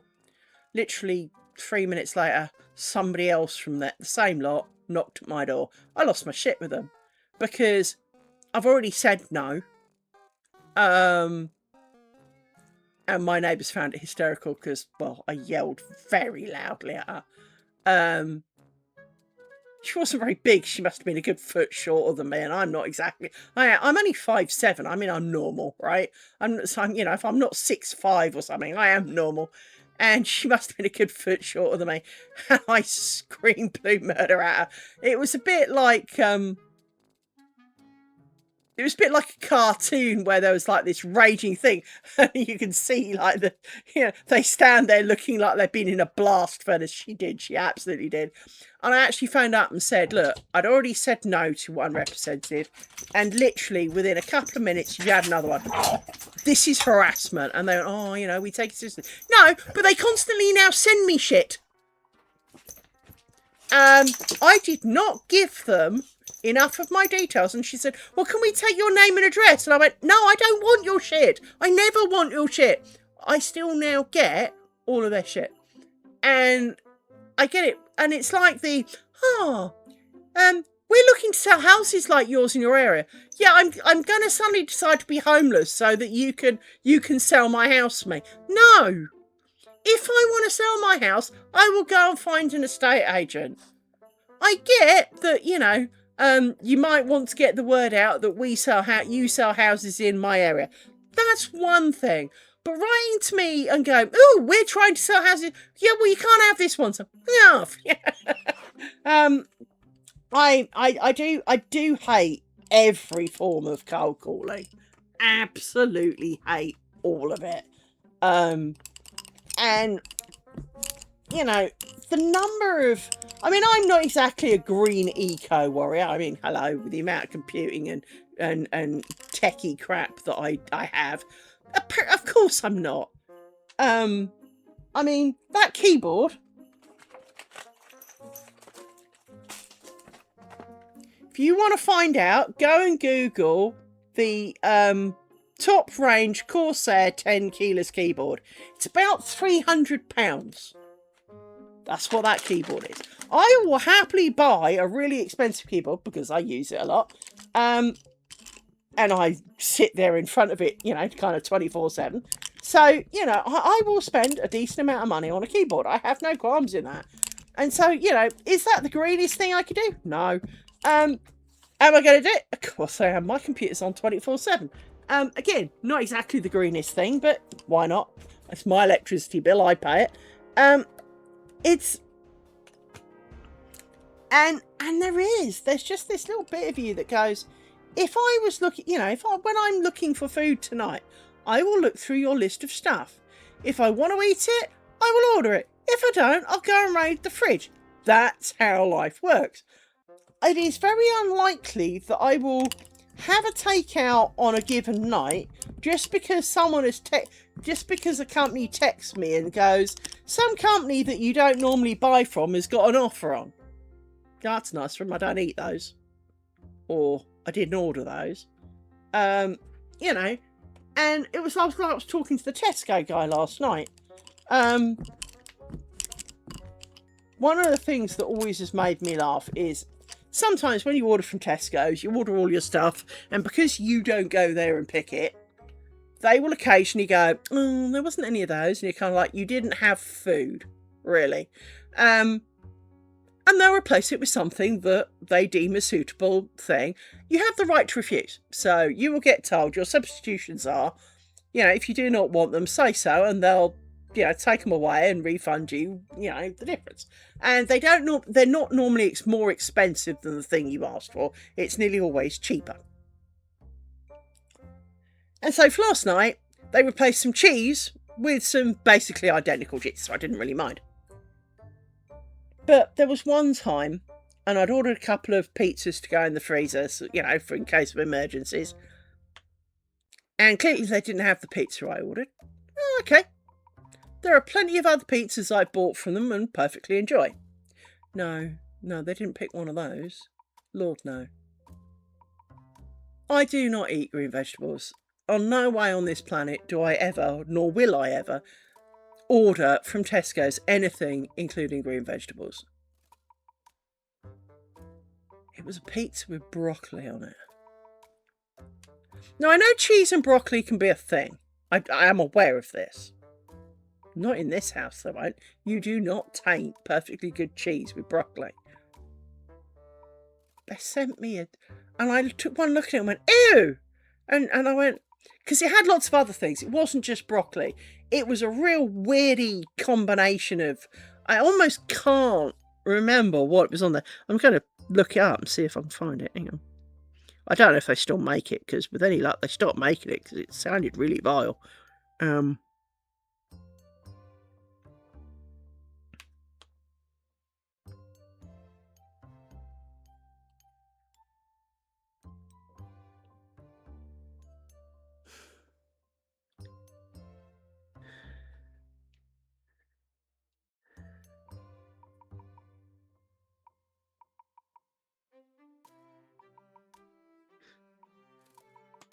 That can't be it.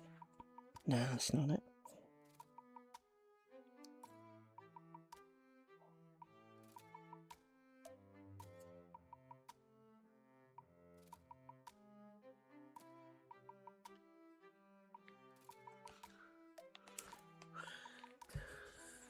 Yeah, I mean, I'm a firm believer if it's your pizza, you're eating it, really you can kind of do to it what you want. If you want to put sprouts and strawberries on your pizza, you do you, right? But what a presumption to make that somebody else would want that. If you've ordered, like, I don't know, meat pizza. Oh, blimey. Thank you for the follow. If you've ordered, meat pizza, so mighty meat and barbecue chicken and, because, well, I'm not vegetarian. What makes you think I'm going to want, like, mushroom, pea and broccoli pizza? I mean, it's not really similar, is it? I do appreciate that, obviously, yay, we like new followers. But it was just one of those things.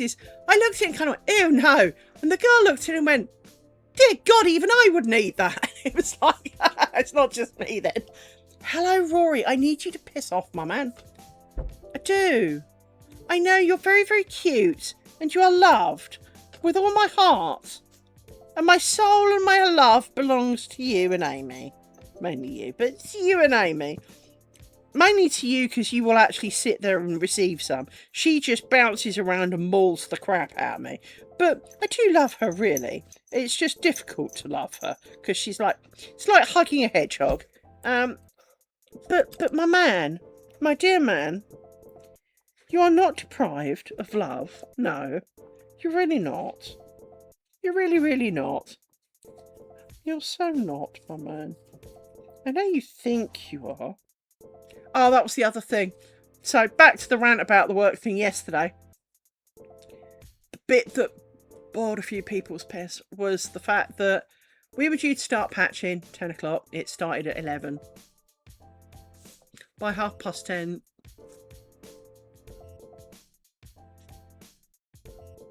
No, I'm just mum. I am the centre of their little world. But yeah, so patching was due to start at 10. Technically, it started at 8, but only 2 boxes have been done. Bloke needed a break because it was so hard. He'd only done 2. He'd done 2.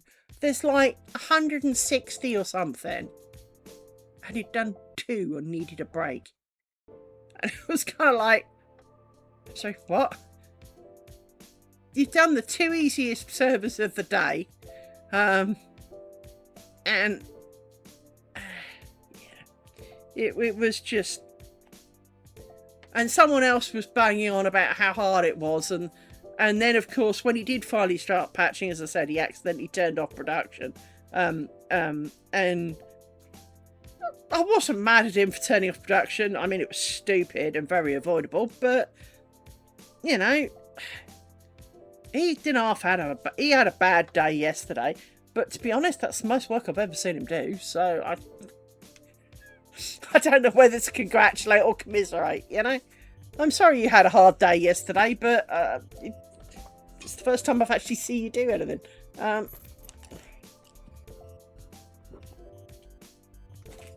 This is the man who took a week to do, 20 minutes of a spreadsheet. So,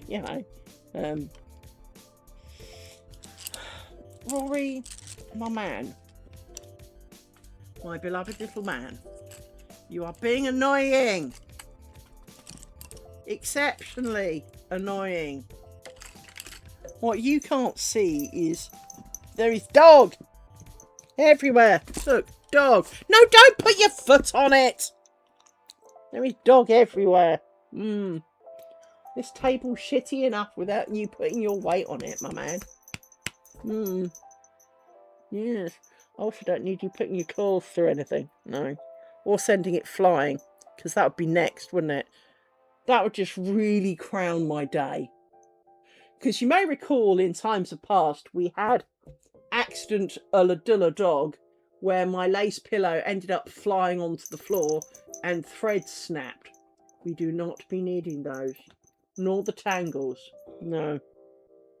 No, we don't. We definitely don't be needing none of that shit. No.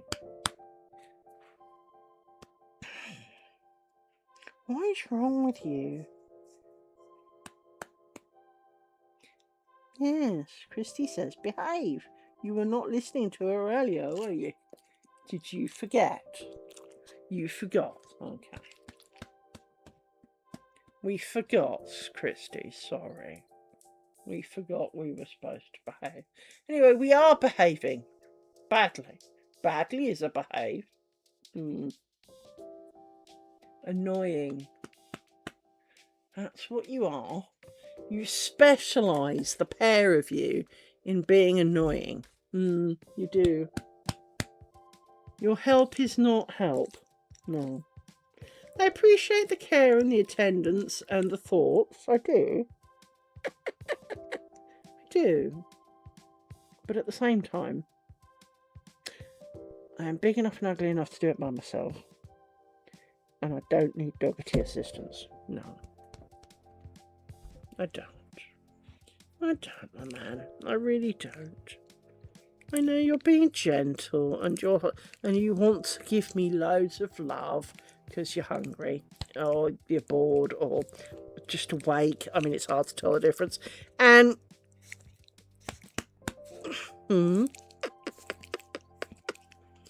I do love you too. I really do. But I'd love you more if you didn't. Yes. Stop licking my hand. Little man.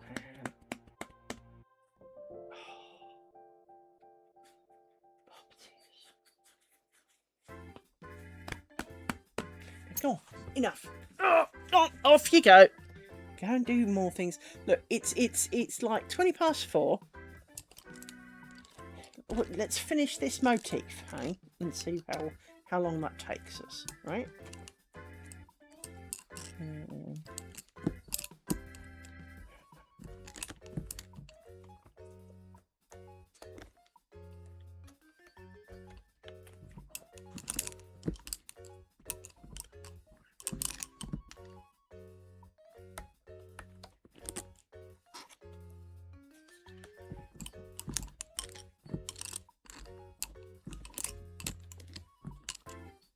I do think that at least one of the things with lace is the fact that you put the picture of what you want underneath, and as you go along, it's not like you can, it's not like with knitting where you do cables, and we've had this discussion before, but the, you know, cable every 7th row, well, is that, does the cable count as the first row, or is it just a, like row 0 that doesn't count, or and so that there's 7 rows between it, and then you do it on the 8th, or do you do it, it counts as row 1 and you do it on the 7th, so there are 6 in the middle? I mean, the answer is as long as you're consistent, fuck it. But it's not like that where you can realise that you've done too many rows, or you've missed a bit, or you know, you forgot to do one, or, you know, or any of that kind of stuff, right? Because there's a picture underneath, and all you do is follow the picture. So with that in mind, lace making is quite forgiving for that. You don't, you know, it's not like you've got to commit to memory the entirety of what's going on. But one thing I was watching last night was a different Roseground, and I really did quite like it. And there was a bit of me that's going, it's such a shame I didn't know that before I started this. No, I am not starting again. Like that for a game of shoulders, because no. But in essence, you know, in the Roseground where you do kind of a whole stitch one side, a cloth, you know, well, cloth, let's call it cloth stitch. So cross stitch, cross one side, cross stitch, cross one side, so that you've got like your 2 starting points. Then you do like half stitch, pin, half stitch. Then you do half stitch, pin, half stitch, half stitch, pin, half stitch, half stitch, pin, half stitch, half stitch, pin, half stitch, and then cross stitch, cross stitch, cross, right? You don't do the 2 pins either side. So instead of doing half stitch, pin, half stitch at the side, you just do 1 half stitch. So you do the top one, the bottom one, no pins at the side, but you do a half stitch, and you end up with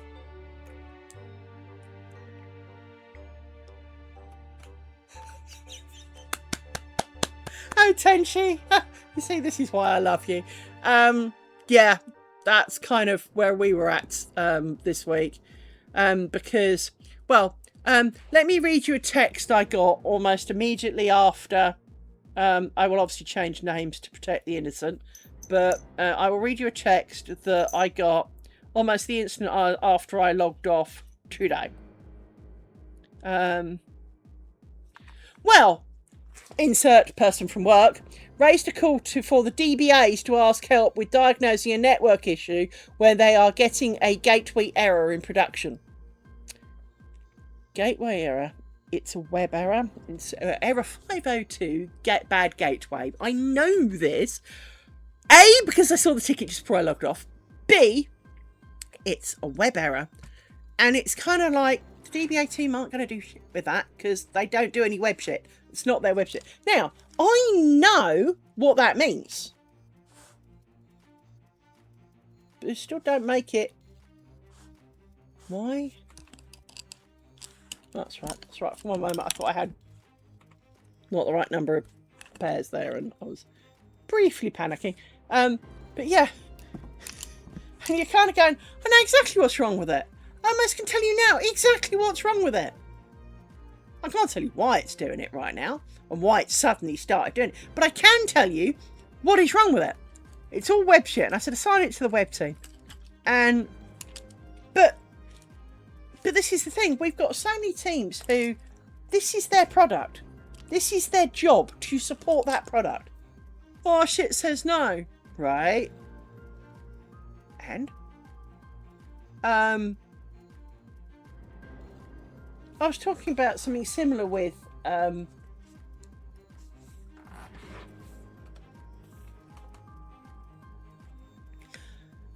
it comes out. You know, when I had a go at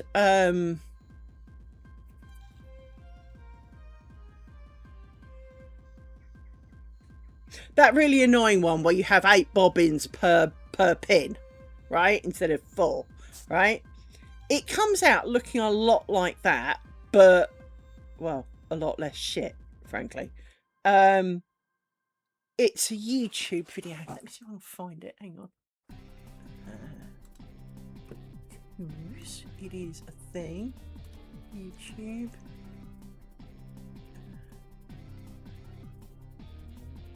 No, that's Twitch, dumbass. I'm sure when I clicked on it, it said YouTube. Okay. Let me do history. It'll be on here. History. There is Roseground 2-pin. Yes. Thing. Share. Copy. Come out of that. Go into there.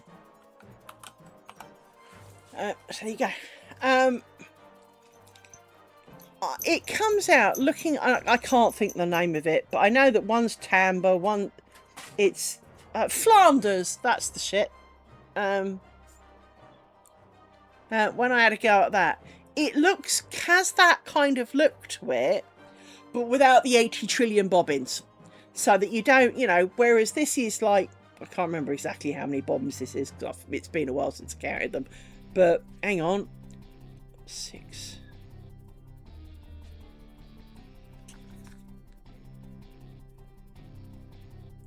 Hang on. I'll tell you how many bobbins it is. Yes. 84 bobbins I've got here. Well, to do this with Flanders, even though it arguably wouldn't look that different, wouldn't be 84 bobbins, it would be 84 pairs of bobbins, and that's just too much for a tiny little strip, because I mean this is not exactly a big strip. 84 pairs of bobbins, just the bobbins alone is so difficult to handle, but this gives it a Flanders look. So yeah, it's basically Roseground, but not quite the same. So you have, instead of making circles in a square, you end up with like pairs of diagonal lines, but with kind of a back grid. It looks like multiple grids overlaid, if you see what I mean. And so yeah, absolutely love that idea. And it makes it lighter, if you think about it, because that was one of the reasons that this is not made out of a lot of Roseground, because I really do like Rosegrounds. 1, 2, 3, 4, 5, 6, 7. I love Rosegrounds, but it's quite dense with a bigger hole in the middle. This is much more like overlaid grids and would be fabulous for something like this. I imagine it would be a bit more fragile in terms of probably not so good for clothes specifically. I mean, for a veil for a dress or a ruff round the top, yes, probably.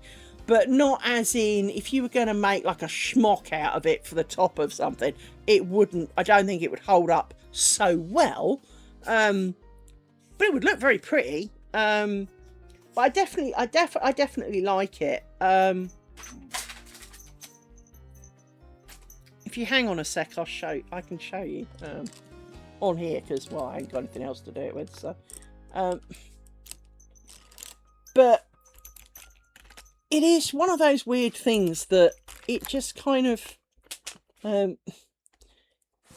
it's one of the things I quite like about lace making, is the fact that the tiniest little change can change quite a lot of the character of how it works.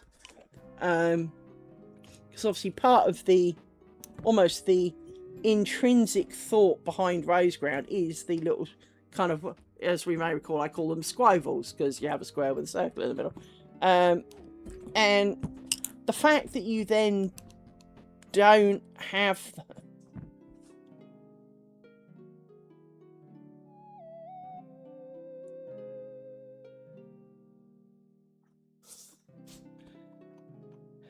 yeah.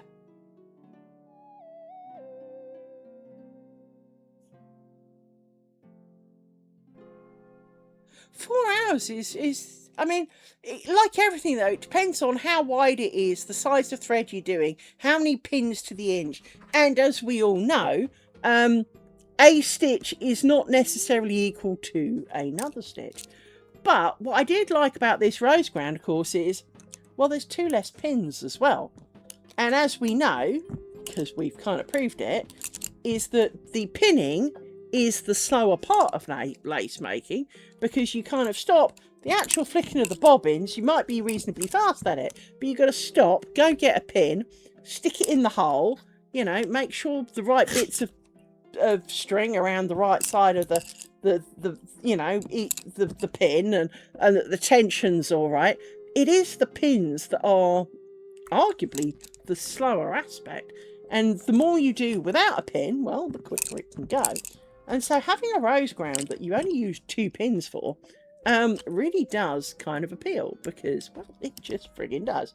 So if you bear with me, we'll get to the bottom of this, and I'll see if I can remember how it goes.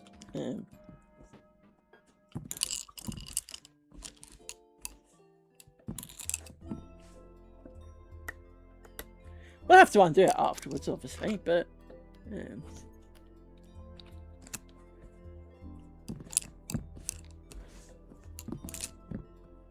we can have a bit of a go. Now, right, so let's put you away, because we just put you away because we can. We put half of you away, and it might as well be you. So, you away. We will use some of you, but we need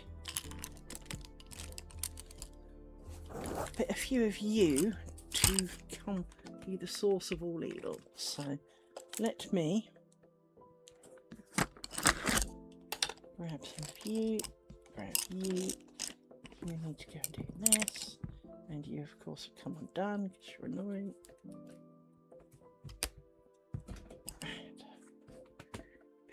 Pin. I need to do. Now that's not right. You have come from out of nowhere. I need you. There you go. So I need to do you. So I need you.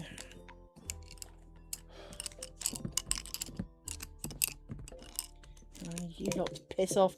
No, not down the hole. See, the only thing I don't like about these pillows is the fact that your bobbins can pick off down the hole, and then they're really difficult to pick up because, well, they're down the hole and the string is quite fine.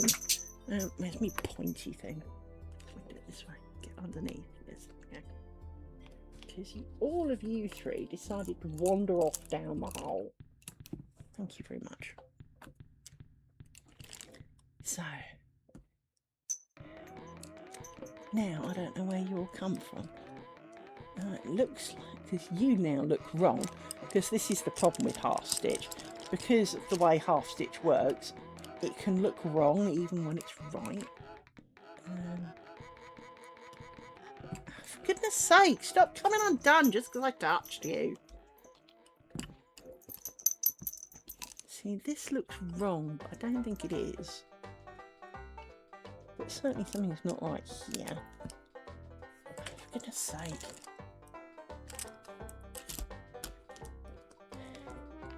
You are definitely not in it. You 2 should be crossed. But I think you are. Yes, you are. Right. Now, fuck off over there and quit trying to be in on the things. I mean, part of the reason I put this leather down was to try and help with the hole, because what you can't see is that it's actually a bit bigger than it actually is. So I put the leather there to protect this, because obviously this is corduroy and, well, frankly, it would wear quite quickly. So I got the leather things for it to do that. Plus it helps it make it sound good. But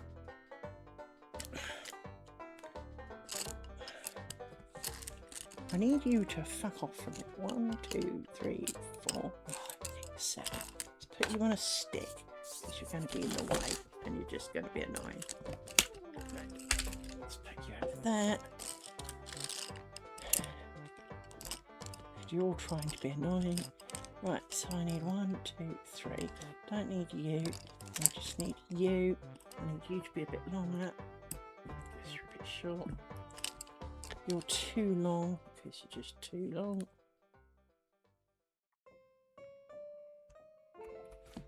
Right. So, and now you've come undone because you're annoying.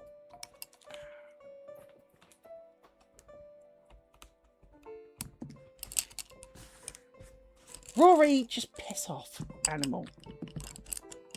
Come undone again! For the love of God! This is the only thing that annoys me about lace making. When the bobbins keep coming undone and they either get stuck and won't give you more thread when you need it, or they just kind of go and fall apart. Like it's done it again. Look, it's the same one each and every time. And it's just been a shit. Fine, you can go round the middle and then I'll never find the end, but now fucking try it. But it's because it's too long and now I can't find the end to tighten it. I need a pin.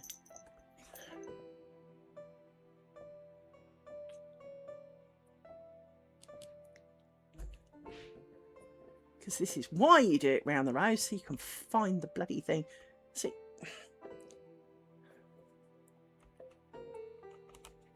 Right. This is when I start this is why I get so frustrated and during the week, is that it's not that I'm not prepared to put my effort in. It's not that, so you just come undone and all. I just haven't got the patience for, this is the kind of stuff that it's a bit like doing something at work. I don't mind doing my job. I mind doing everybody else's. And you know, my job is to flick the bobbins around. The bobbin's job is to hold the thread. If it is not doing that, it is not doing its job, and it's annoying me because I'm having to then constantly, you know, pick it up and sort it out, only for it to go and go all wussy again and give up on it. And it's like, no, just hang on to the thread. I mean, we can see that around these hats there are, you know, there's considerable lip for it to stay on, yet it doesn't. And it's kind of, it's not hard. The tension on the string alone should keep it round there. But the problem is because I don't like my bobbins at an angle, they then, if they do that, well, of course, this can relax. This can then, and the moment you touch them, they pull straight through, which is exactly what happens. And it's just infuriating. Especially when it happens repeatedly. As we found with those bobbins that I put sin hats on. Because they got on my tits so much. Because, well, I can't be having it constantly doing that. Because, well, I want to get on and actually do the making of the thing. You know, it already takes plenty of time without spending half the time putting string back round, trying to strangle a bobbin so that you can do some work.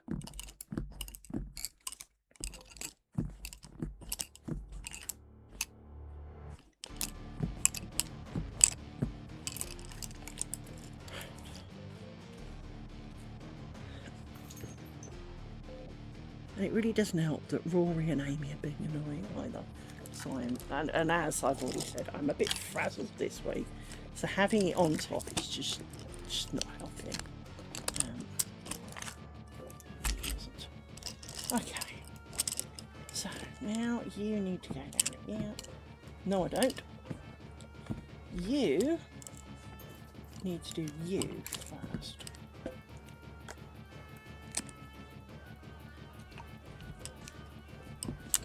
You go down here. Rory, you literally just got off here. He's doing the Amy thing of get on, get off, get on, get off. Just fuck off now. As I said, they've been like this all week, and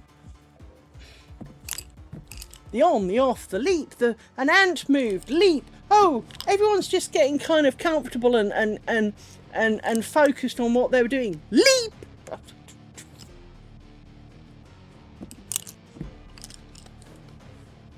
It's a bit like when you're trying to do something and almost the instant you sit down to do it, Ruth, want to go out, Ruth, want to come in. No! Just piss off the pair of you. I have loved you perfectly much today. You are not deprived. You will not die without my attention. I know it's a hardship because I'm just so frigging fabulous. But please. Oh, right. So, let's see if I can demonstrate the issue and not have this... come off. Put this back on here. Right. So, I need to plan where I'm going to do this and work out why these bobbins are not how I thought.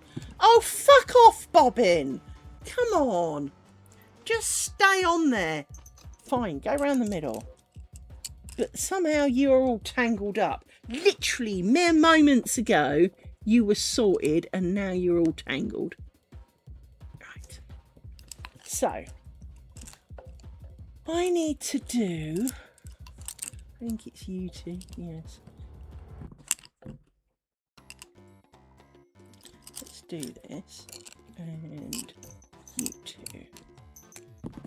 Right. Then we go to do a rose crown in the middle. So you do one of those, grab a pin. Put the pin in. This one fucking pin's bent. Piss off then. It's really hard to find a hole when the bottom of your pin's not where your fingers are pointing. And you do one of those, one of those, one of those, one of those. And find another pin. And put it in the bottom. Alright. And then one of those. And the fucking things come off again. I know it's different bobbin, but they're all getting on my nerves now. And then one of those. Right. So, it is not going to be the easiest to look at, but if I zoom in, you can't really see a lot because the pins are in the way, but if I push that pin down a lot, let me push down some pins, hang on, I need to push down this one as well. If I do that, it will help a little bit. As you can see, instead of a squoval, you end up with two lines that come through the middle that way, and if I put the right amount of grief on it, you kind of like you get two lines that come this way, but there's extra bits, so you end up with this kind of extra grid thing. So if I do it again with the next four, so I do one of those, and then we do one of those, and another pin there. Those, those, those, is that the right one? I'm not sure it's the right one there. Hang on, you two, you go. Like this.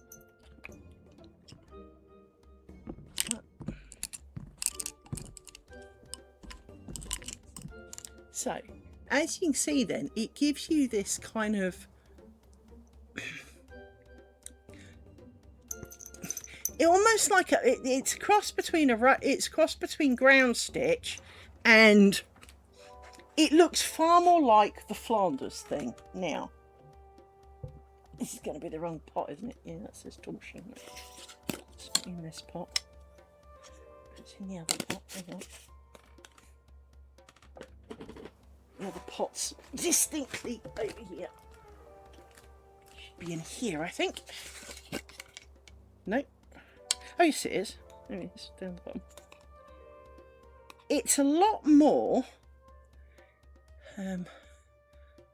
like this. It's got extra structure to it. And I'm not going to do a huge amount of it because I'm going to have to unpick it. But instead of looking like squivels, it's a bit like ground stitch, but with parallel lines through the middle, if that makes sense. So from that point of view, it is kind of an interesting outcome. But to me, it's a lot. It's more like, instead of lots of twisted threads, I mean, obviously there's lots of twisted threads, but you end up with lots of individual threads that go and for, you know, you can see the path of, rather than lots of twistings that you don't see the path of. So it looks like a thicker thread sort of thing. You actually see the thread do its job, if you know what I mean. So I'm trying, as we all know, Liz cannot see which way round things have been twisted, even though I did the twistings. I can't see which way round these are twisted. I can't see go under what, over what, which way round to undo it.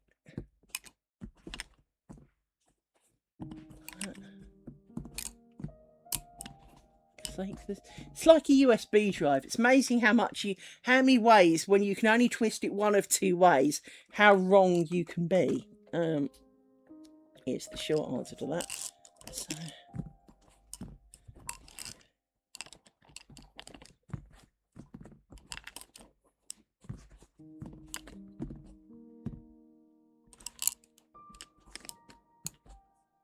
Another one's come undone. Patience has gone.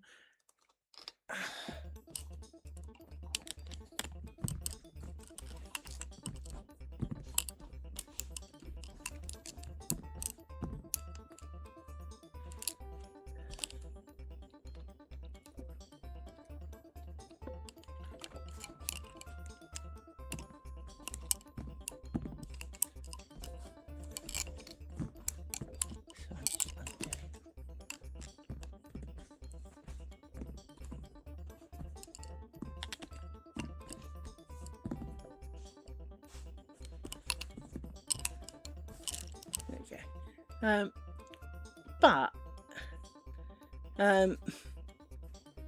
yeah, I think, you know, compared to what we normally do, I do think that it's quite pretty. I think that it is a would be a lot quicker because, well, there's less pins in it, and could be very suitable for a lot of situations. I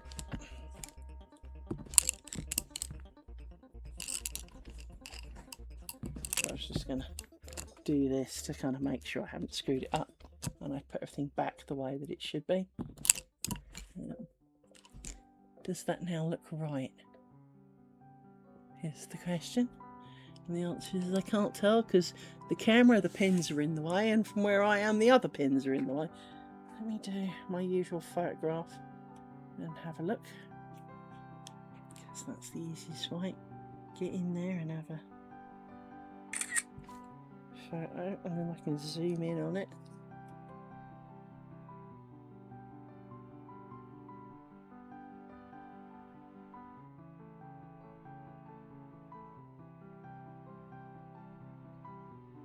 Yeah, see, when I zoom in on it, this one of these pins, hang on, it's not that one.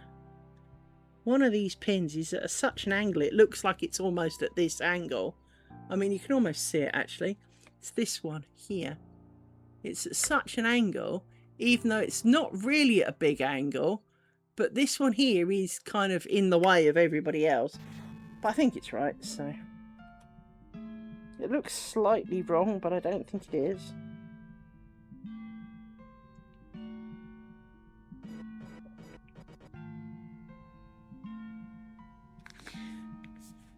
Distinctly the issue is it's really hard to see whether something is wrong because all the pins are in the way.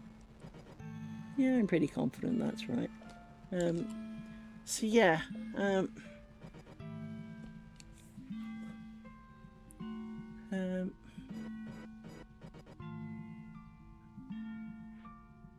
so there is 11, right? There's inch 11. There's kind of a couple of spiders above it, which we could probably do. Actually, if we do that, and we can count that we got to 11. So let me just check I didn't borrow any of you. 1, 2, 3, 4, 5, 6, 7. No, I didn't.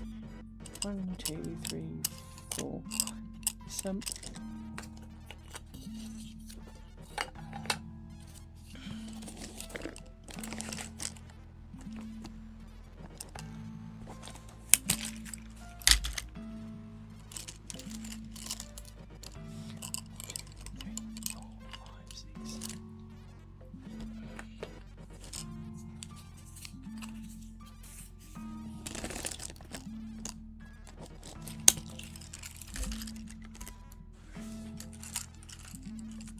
You keep getting caught on pins now, and you did get caught on them before. Can you stop being caught on things that you don't need to be caught on? And see, you've just fallen off because you can. You've bent this now. This pin is really bent now. It's just being annoying. Everything's just being shitty today. And look, as you can see, this one's come undone, so it's making a escape out the bottom. For no frigging reason other than it can. They do seem to be more wayward today than usual.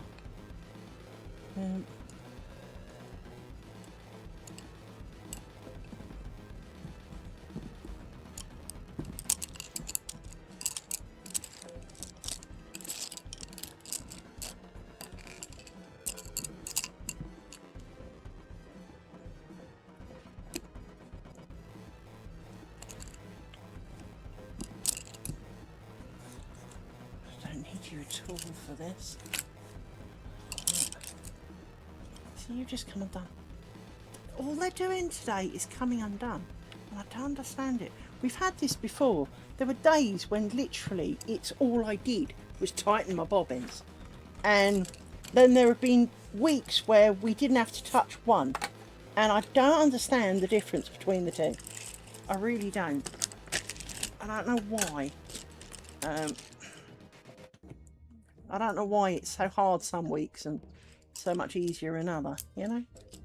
So, 1, 2, 3. Hang enough. You're pre-twisted. 1, 2, 3. You're twisted. So everybody's... You're not pre-twisted. 2, 2.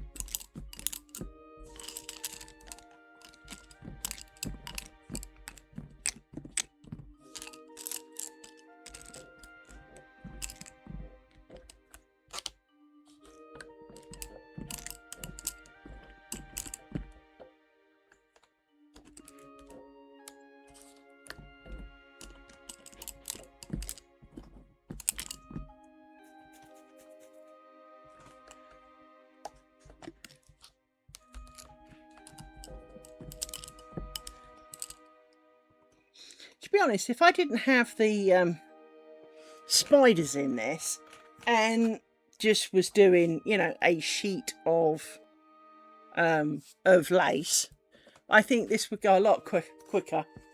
Hey, Neck Kisser. For sure.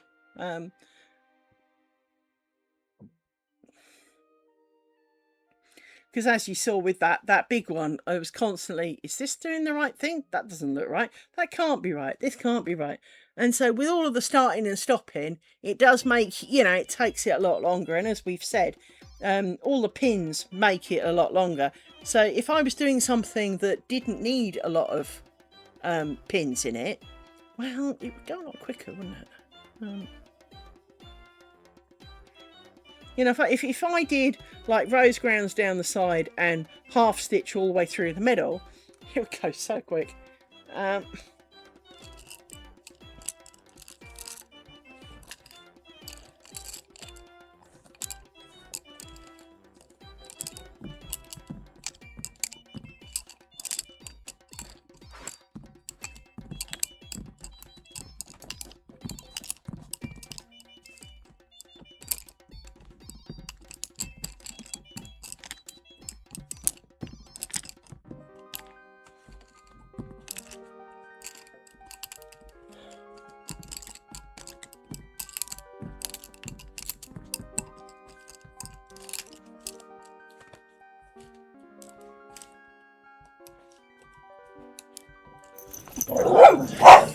Oi!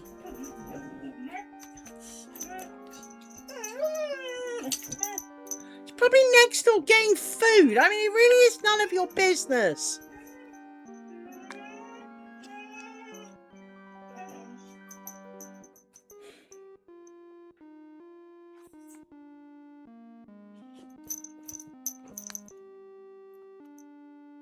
Don't even see anyone there.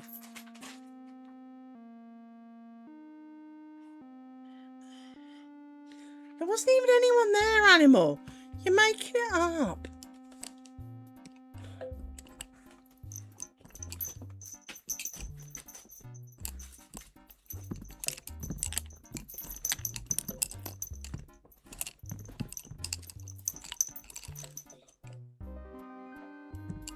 Oh no.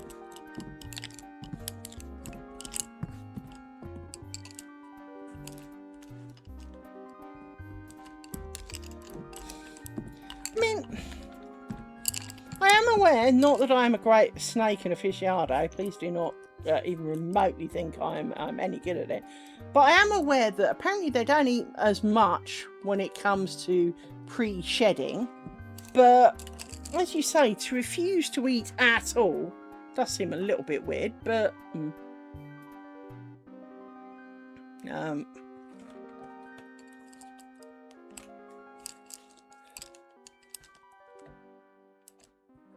such is the way of life. So, although we are not everybody's down to 11 inches, we are averaged over 11 now. 3, 4, 5, 6, 7.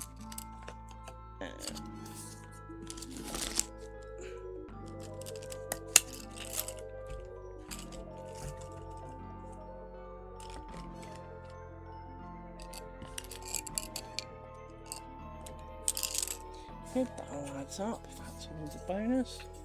It's nice when you go to check your bobbin count and everything still adds up, so that's a good thing. You get to go over here. Like this. You're a bit perched, so let's put you down there. Time for a proper picture. Click the camera up. Let's get some of these. There we go, a bit better.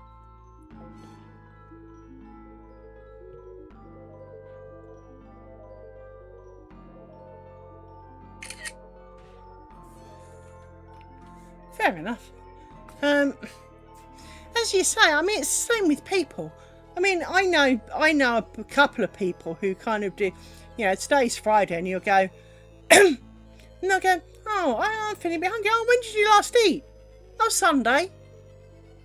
Bitch, it's Friday! What do you mean you haven't eaten all week? Oh, I wasn't hungry. How are you not hungry, love? How in the name of mercy are you not hungry for all those days? I mean, I can't wake up and not be hungry. And so, there are people like me who are constantly hungry, and frankly, given any form of food, would currently eat it. And then there are people like my friends who forget to eat for 5 days because, well, they forgot. But, seriously, I know people who would happily turn around and go, I've not eaten since Saturday on a Friday. And you're going, you haven't eaten for basically a week. How do you do that? That's not good for you. And it isn't good for them. But at the same time, they're not hungry. No worries, Netkisser. Right, I am done for the day anyway, so Netkisser's not missing out. I will update my document. Hang on one moment.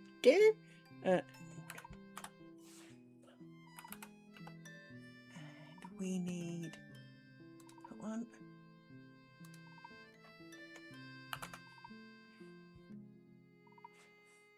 Possible. It is distinctly possible.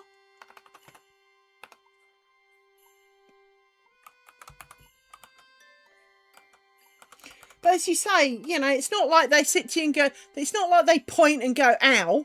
It is very hard when you have, at least with dogs they have a bit more signage when they finally let you see the problem. Because dogs will mask like the best actors of the world.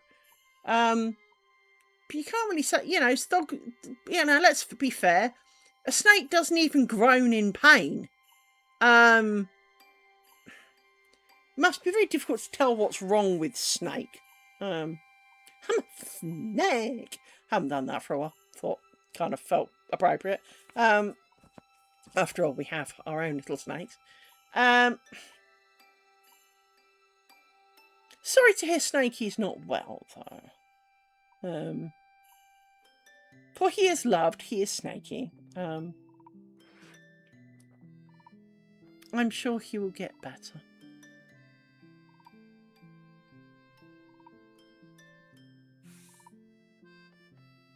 Well, yeah, I'm the same. Frankly, I don't generally have breakfast, but that's partly because if I start eating at breakfast, I will eat all day. So I try not to have anything till lunchtime, and then try again not to have anything till tea time, and then maybe a small snackette if I'm still really kind of, my stomach's, singing the Hallelujah chorus. But I have to control when I eat, otherwise I would eat all the time. And I do boredom eat, but I also would just eat because I'm hungry. I am hungry all the time. And part of the reason that I boredom eat is because when I'm bored, there's nothing else to think about. All I can think about is how hungry I am. And now I've got to eat it because I'm so hungry I could eat, I'd eat my own leg if I had to, So it is difficult. But yeah, I can't imagine going days, plural, without food. I can imagine kind of go to bed and going, oh, I only ate, half a sandwich for lunch or something. I can, if I'd had a really shitty day, I can see that. I'll have eaten nothing of value and, maybe a packet of crisps or something I picked out while I was doing something. But I could not do a day, I could not go multiple days without food. I would be unbearable, as if I'm so bearable now. But I would be unbearable if I did not eat. Hangry would look like a walk in the park. I just can't imagine. Yeah, I've got 2 friends who do. Constantly. Oh, well, I ate last week. The look on my face is priceless when they say that. I know it is because I can feel my face bullet. And it's like, hours. It should be hours, not days, people. Amy, just sit still. So yeah, I don't know. I don't know how they do it. I really, really don't. Don't get me wrong. Be a heck of a lot skinnier if I could. Mind you, I know I'm overweight, but I'm not half as overweight as I should be for someone who is as hungry as I am. And so if I ate as little as that, I would disappear. I reckon I don't think I could do it. I think if I ate that little, I would not live very long. I don't think I'd last. I mean, obviously I've got some spare for now, but if I'd done that all my life, I wouldn't have made it this far. I really wouldn't. Oh, for goodness sake, animals!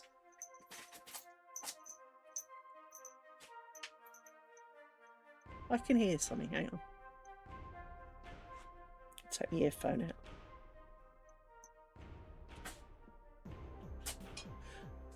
Why is it, animals? When I want to hear something, all you lot do is make more noise. Just lie down or sit down and shut up for a second.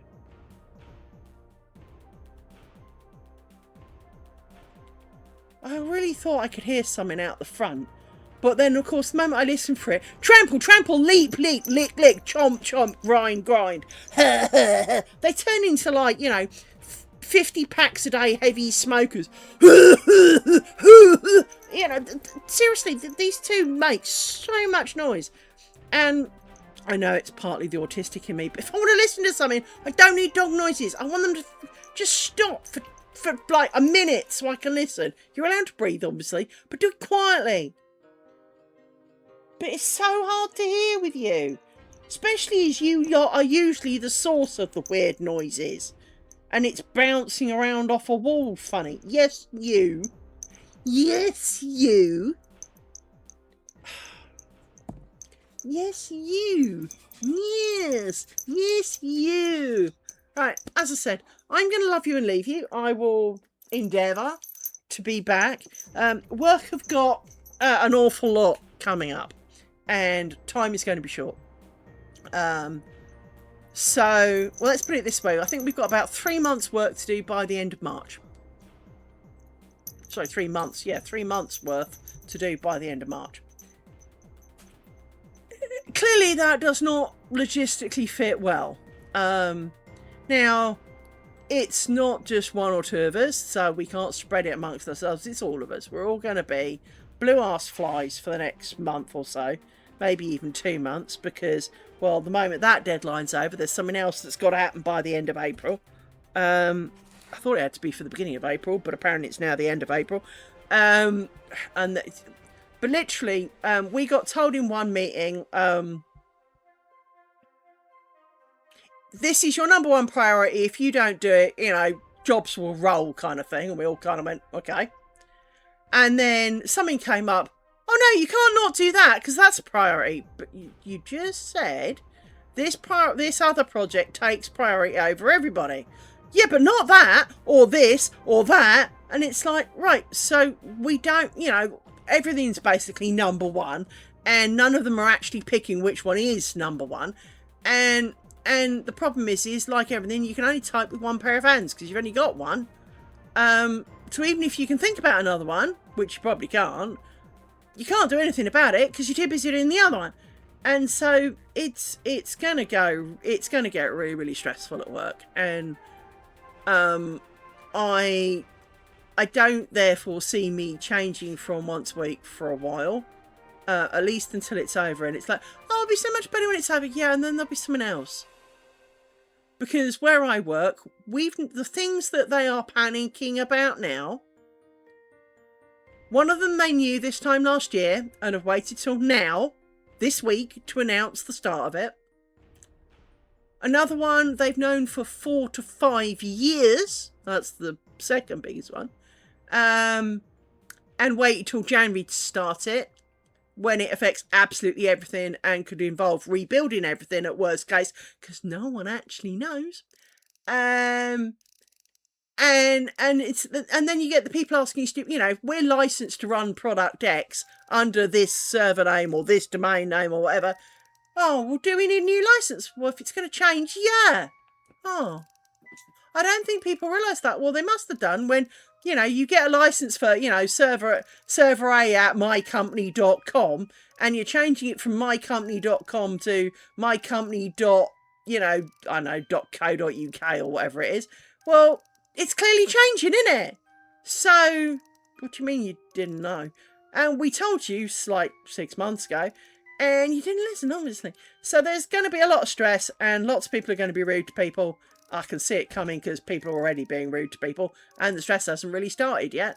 Because the people who are being rude aren't the people involved yet. Wait till they have to be involved. It's going to get really bad. So it's going to be a bit of a nightmare. I will do my best to put state of play on Discord. Hang on. Rory! Licking puddles. You have water in the kitchen, my man. You do not need to be drinking from frigging muckety garden water. This is not the darkest backwater of you know, some African or Australian, you know, outback here. We have civilized water in the kitchen.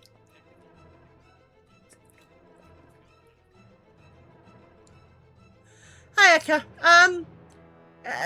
Stress, grief, pain, problems. It's only going to get worse. I was, before I started today's stream, feeling reasonably pleased with myself because I've done a good thing over the last week. No one else is really going to understand what good thing I did, so it's going to be a bit pointless blagging. And then the dogs made me stab myself, and this is a very poor picture. Hang on, it's doing the wobbles because, well, my phone's a shit. Hang on, I need to find the don't twiddle. It's hidden, my don't twiddle. There used to be a lock screen, but if you look, you can see the Coke spill on my cross stitch. But in short, company who's, well, most of us have known stuff will come in. No one's paid or actually sorted out what they were going to do until, well, one's got to be done by the end of March, the other one's got to be done by the end of April, and, well, I think the one for the end of March is about 3 months worth of work, and and like all companies, they've leaned up, which I don't have a problem with companies trimming the fat and going, you know, we've got too many people doing this, you know, there isn't really enough work to support having all of them. I get that, but do not lean so hard that you only just have enough people when it's quiet, because when shit hits the fan, you haven't got anywhere near enough, and that's kind of where we're at the moment. So it's a bit too leaned out. Nobody's got spare people. No one's got time. Everyone's in a mood. Everyone's going to start blaming everybody else. And it's going to be, don't be the one holding the ball.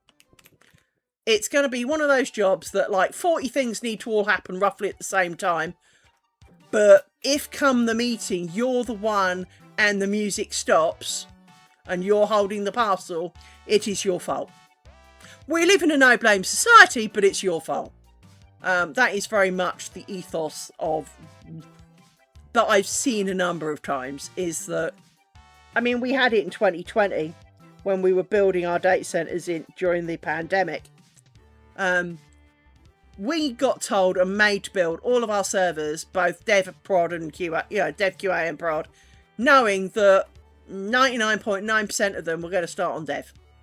So most of them didn't need QA and well, pretty much nobody needed prod, probably for months. But our boss made us have it already because that way it wasn't waiting on us.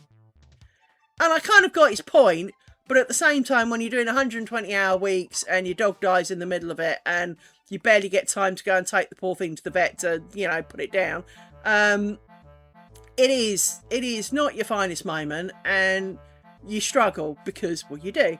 And so, yeah, I do get it. I do get that managers want to protect you and, you know, themselves and their team from being the one holding the ball when the music stops and it's meeting time, and someone goes, so where are we at? And they all go, oh, we're waiting on so-and-so. Because you do not want to be that so-and-so. Why are we waiting on you? Why aren't you doing it? Well, I was doing it, but now I'm in a fucking meeting, and so I'm not doing it because I'm in the fucking meeting. I mean, that is a common problem, you know, too busy having meetings to do the work. Generally, I have to say on this occasion, we haven't had so many meetings, so, but it also hasn't really started yet, so let's kind of take that into account. But it is the company I work for do have a habit of waiting till the last minute to do the job. And I do appreciate that doing it too early can be a problem. Because if you do it too early, maybe you've got to do it again. Maybe you didn't do what they needed because they hadn't actually decided yet. But at the same time, some of the stuff we knew a year ago, some of the stuff we knew 4 years ago, we could have done a lot more by now. And some of the stuff we're doing, I'm not convinced we actually needed to do. Someone's decided we need to change our domain name. But we had our own. So why does it need to change? Because it was already separate. So, you know? So there is a bit of that. And the problem I have is that being marginally autistic, I have problems where if I don't get it, I find it really difficult to get behind it. And, you know, like my co-worker says, it's going to take him 6 weeks to build a cluster. Well, I could build one by 6 o'clock if it was Microsoft SQL. Oh, God. Oh, no. Well, as I said, the dogs managed to chuck a pint of Coke all over my cross-stitch and my computer earlier, so I do understand. The word does really, really cover it, and preferably shouted at megawatt. No, my Coke, I will point out my Coke is Diet Coke, so it's not sticky. But I've got like a cloth, I don't know if I can show you, hang on.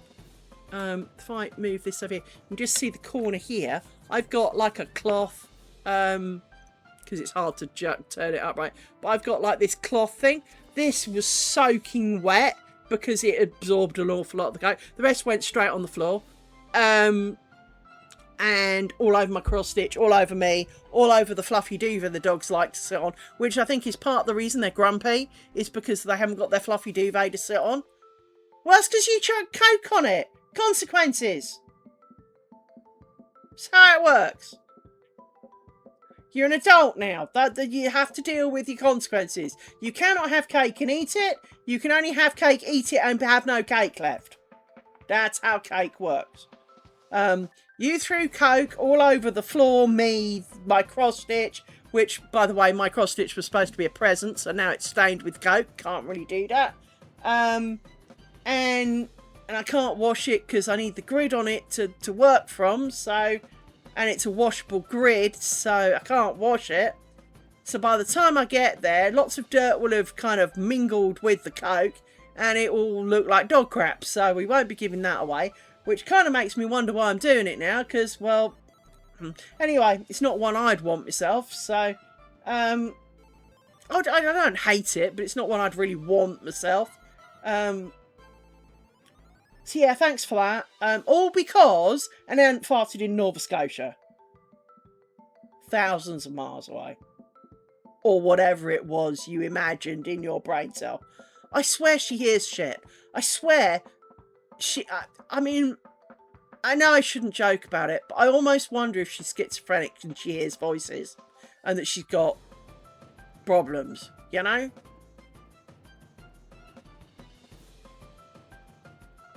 Oh, doing it in the car is terrible.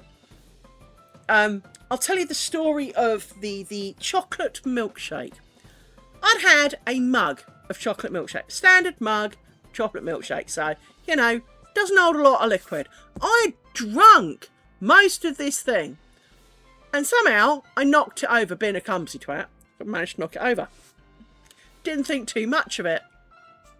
For the next 5 years, we constantly found new splatterings of chocolate, of strawberry milkshake inside the piano. The piano wasn't open. It was a standard upright piano, but when the guy came to tune it, there were splatterings down the inside as if it had been open. But it wasn't. It was on the ceiling, it was behind the books, on the bookshelf. It was like someone had exploded a grenade of chocolate milk. I keep saying chocolate, of strawberry milkshake in there. And it was fucking everywhere. In a car would be even worse. All those nooks and crannies, dear God alive. Plus, of course, inevitably it goes on the seat that you want to sit on, I'm sure. So now you get a wet ass sitting driving the car for a bit.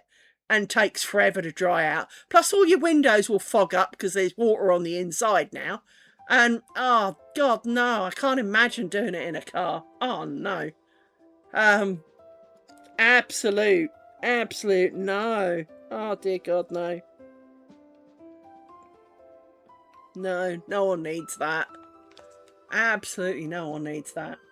I will say that when I worked for Ardman, one of the funniest moments we had was we had a lady who goes, "Oh, she had a new laptop about a week ago," and bear in mind they had really expensive Macs, right?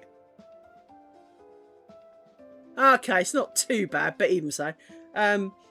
And she had this really expensive Mac, and she called IT to go, "Oh, my laptop's not working." And we kind of went along, and of course it was wet, and we kind of went, "What?" And she went, "Oh, it was water." And we went, oh, "Okay," took it away. Very sticky, that water. Yeah, what did you add? Yes, it may have had water in it, but much like Coke is a lot of water, there's other stuff in the Coke, you know. And we reckoned it was lemon squash.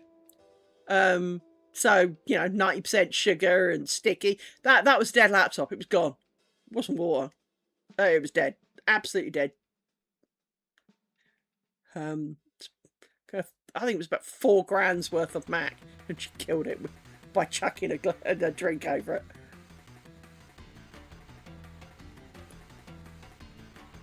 On the subject of water, however, one of the funniest moments of our life, I worked for a company and there was a bloke there. He was a sales dude, and like a lot of sales dudes, they don't always win friends with the rest of the company because they wear shiny suits, they're really loud, they're really full of themselves, and they seem to think that without them the whole world would implode, right?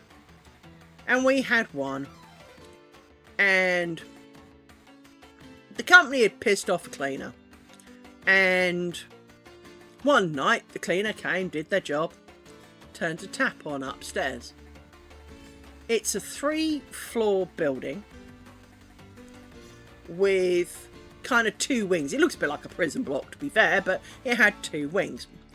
In the middle was reception and the elevators. There's a security guard sitting at reception. And on the video of the dude sitting at reception, you could hear water. And he just sat there. Above his pay grade, he sat there. Until the water started gushing out from under the doors. He, I don't actually know gender of said cleaning person. The cleaning person had put the tap on in the top floor. Enough water, I don't know quite how they managed it, but enough water, it turned out they reckoned it was something like 100,000 gallons of water poured through one side of the building. It washed out everything on that side. And on that side was the sales department. On that side, the only computers that did not work.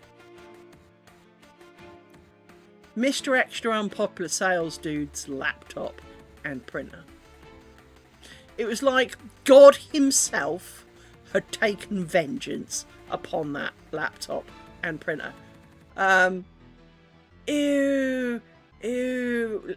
Orange juice and batteries is...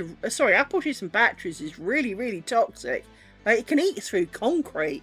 I've seen that one. Someone spilt some on a patio once, and it fucking ate through the concrete. But yeah, it totaled the whole side of that building. It was kind of funny, but not at the same time. I'm sure you understand. As at one point, Muggins here and ex-hubby and a couple of other people needed to go and turn off the computers that were on in the standing water. "Can we turn the water off?" says me. "Oh no, there's some people still working down the other end." Hang on, so you want me to wade in like 6 inches of water to unplug from floor level mains, not on the wall mains, on the underfloor, kind of under the carpet main spots? Because you know how like companies do, they have like the little flappy up things where you lift the lid, put a plug in it and flap the thing back down. Yeah. And yeah, we had to go around ripping up mains cables from all the things that were still plugged in.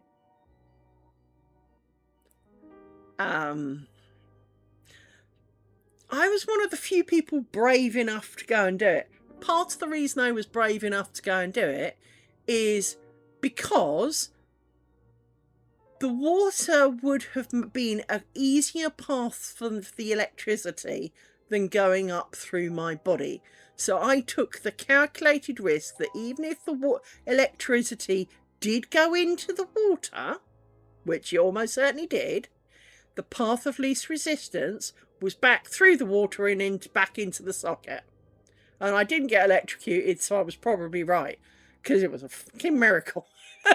Because we were unplugging like 40, 50 things from main sockets underwater with the mains on, because there was no plug. The ones in offices don't have the flippy switches on. You just plug things in, that's it. Thump. So you can't turn them off, and they refuse to turn off the floor, so it was all still live. Health and safety probably wouldn't allow that these days, but it was the video of watching the man literally with his legs up on the table, crossed like this, reading a paper, and you could hear the water pissing down through the ceilings of like a waterfall. And it wasn't till it swanned out into reception that he even got off his arse. He was fired, by the way. Let's not pretend that didn't happen. But yeah, it's been the cleaners. But they were also supposed to go around every hour and check the building. Well, that clearly didn't happen. So it's really not too surprising he got fired, because that amount of water does not come out of a standard, tap, even in an office building. Does not come out of a standard tap. I mean, water does gush out of a tap pretty easy, especially if it's got main pressure. But still, that much water? That was a lot of water. I mean, the only thing we as IT were grateful for was the fact that it wasn't the other side. Because reception in the middle, lifts this side, computer rooms, this side, toilets were this side, kitchens were this side, so the kitchens were on the other side. Otherwise, that would have been the computer rooms. Then my life would have been a lot less funny. I'd have seen a lot less funny side of that. But, when it's the sales dude that everyone hates laptop, that was fucking funny. He was a good source of humour. So remember, there isn't a soul who thought highly of this dude, other than maybe the amount of money he brought in for the company. But no one liked him as a person. When I was in hospital, I got a phone call, and ex-hubby said to me, I've got something to make you laugh. Now, I was busy puking at the time, so I was good for a laugh. They had it on camera, because there were cameras for the car park. They had it on camera. This bloke swanning up, parking in not a space because he's too important to worry about spaces, decides that he needs to get something out the back of his car, and his golf clubs were in it.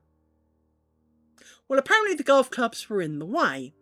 So he yanks the golf clubs, but they're not like, it's not like, I mean, we've all seen a golf caddy where you have like the golf clubs poking out the top. Now, as far as I know, you can have lids to them. Well, he obviously didn't have a lid for it. And when he yanked it, one of his golf clubs smashed him in the face and knocked out his own teeth. This is a great, you'd have to know the guy, but no worries, Aka. But you'd have to know the guy, but let's truly be honest.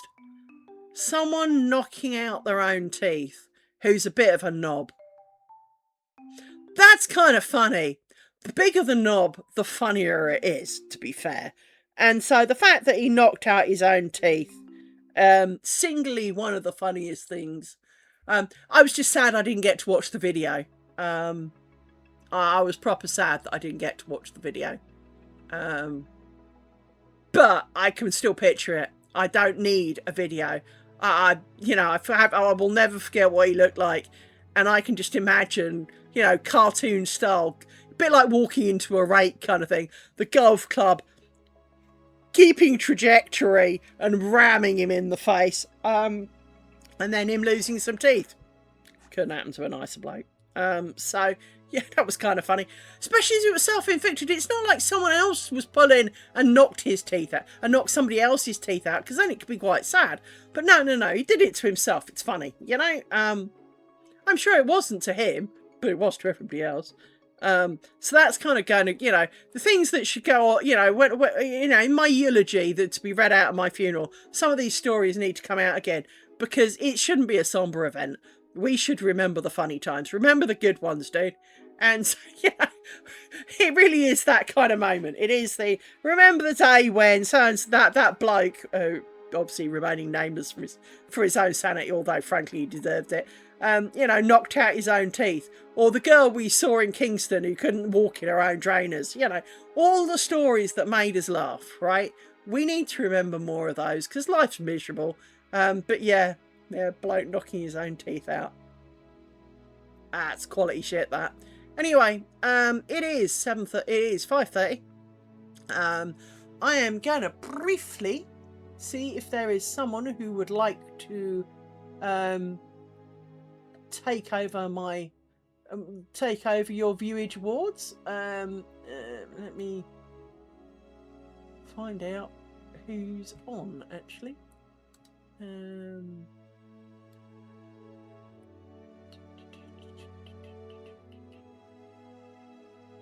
Lots of people doing lots of gamey things. Don't have.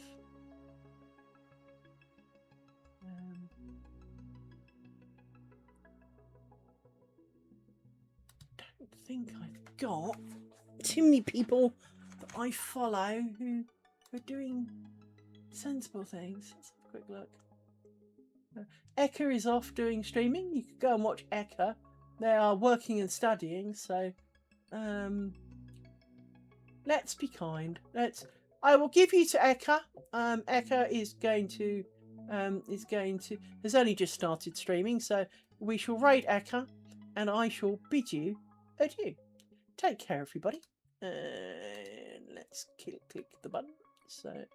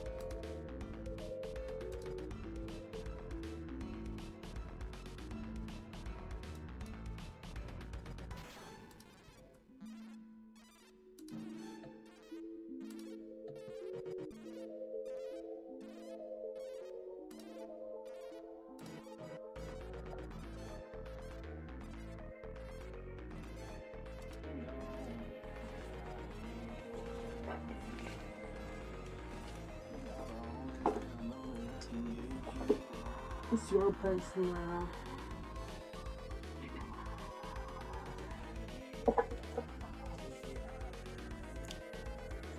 Guess who's back? Back again.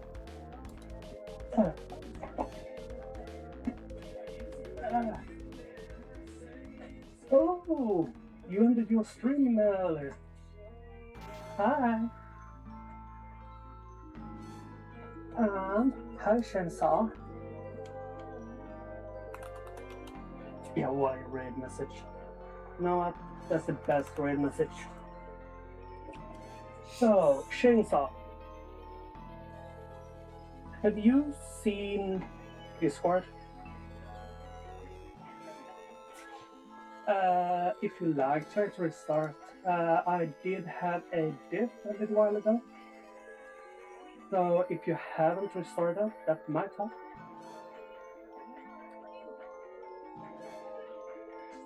But yeah, I was basically goofing around with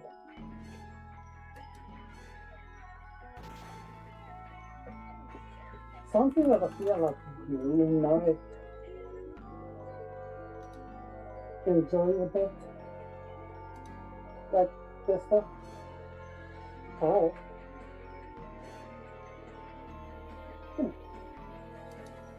I'm just uh,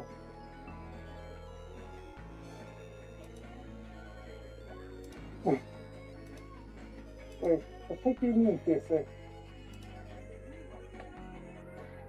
That's completely homemade.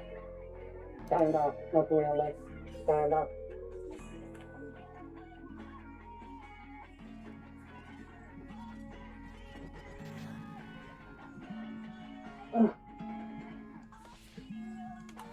I don't know if you saw it, but yeah, I put out the pictures up on the server when I was goofing around. I must say though, I do really like. So I actually wore these a couple of times during the epidemic.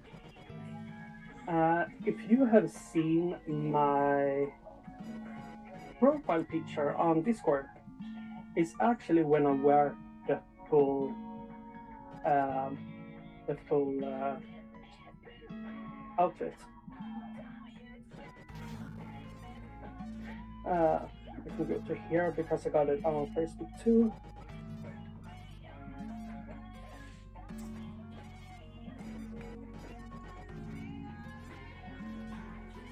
You know what? Let me do this instead. I'm gonna go here and Facebook. Am I logged in? I don't know. Oh, I am. Cool.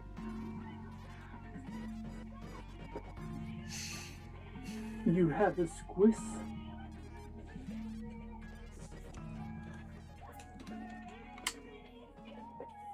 What?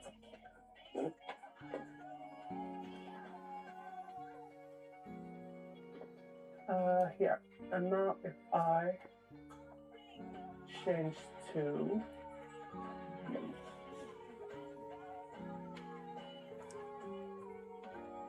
here. This is my profile picture on both Discord and Facebook.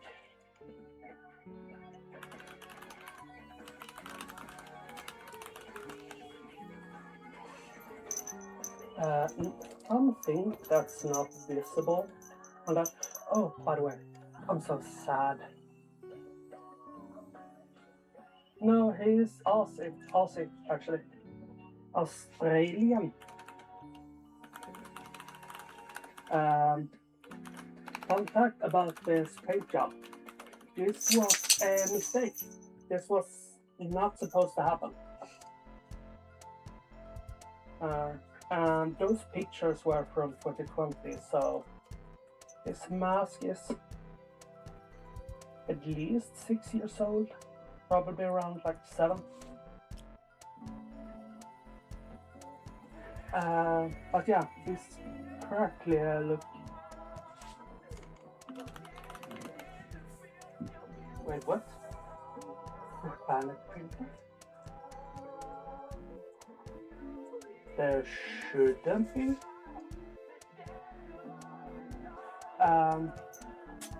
You can see it has started to flake off here, and there's marks a little all over. What's up, Carsey? But yeah, originally I actually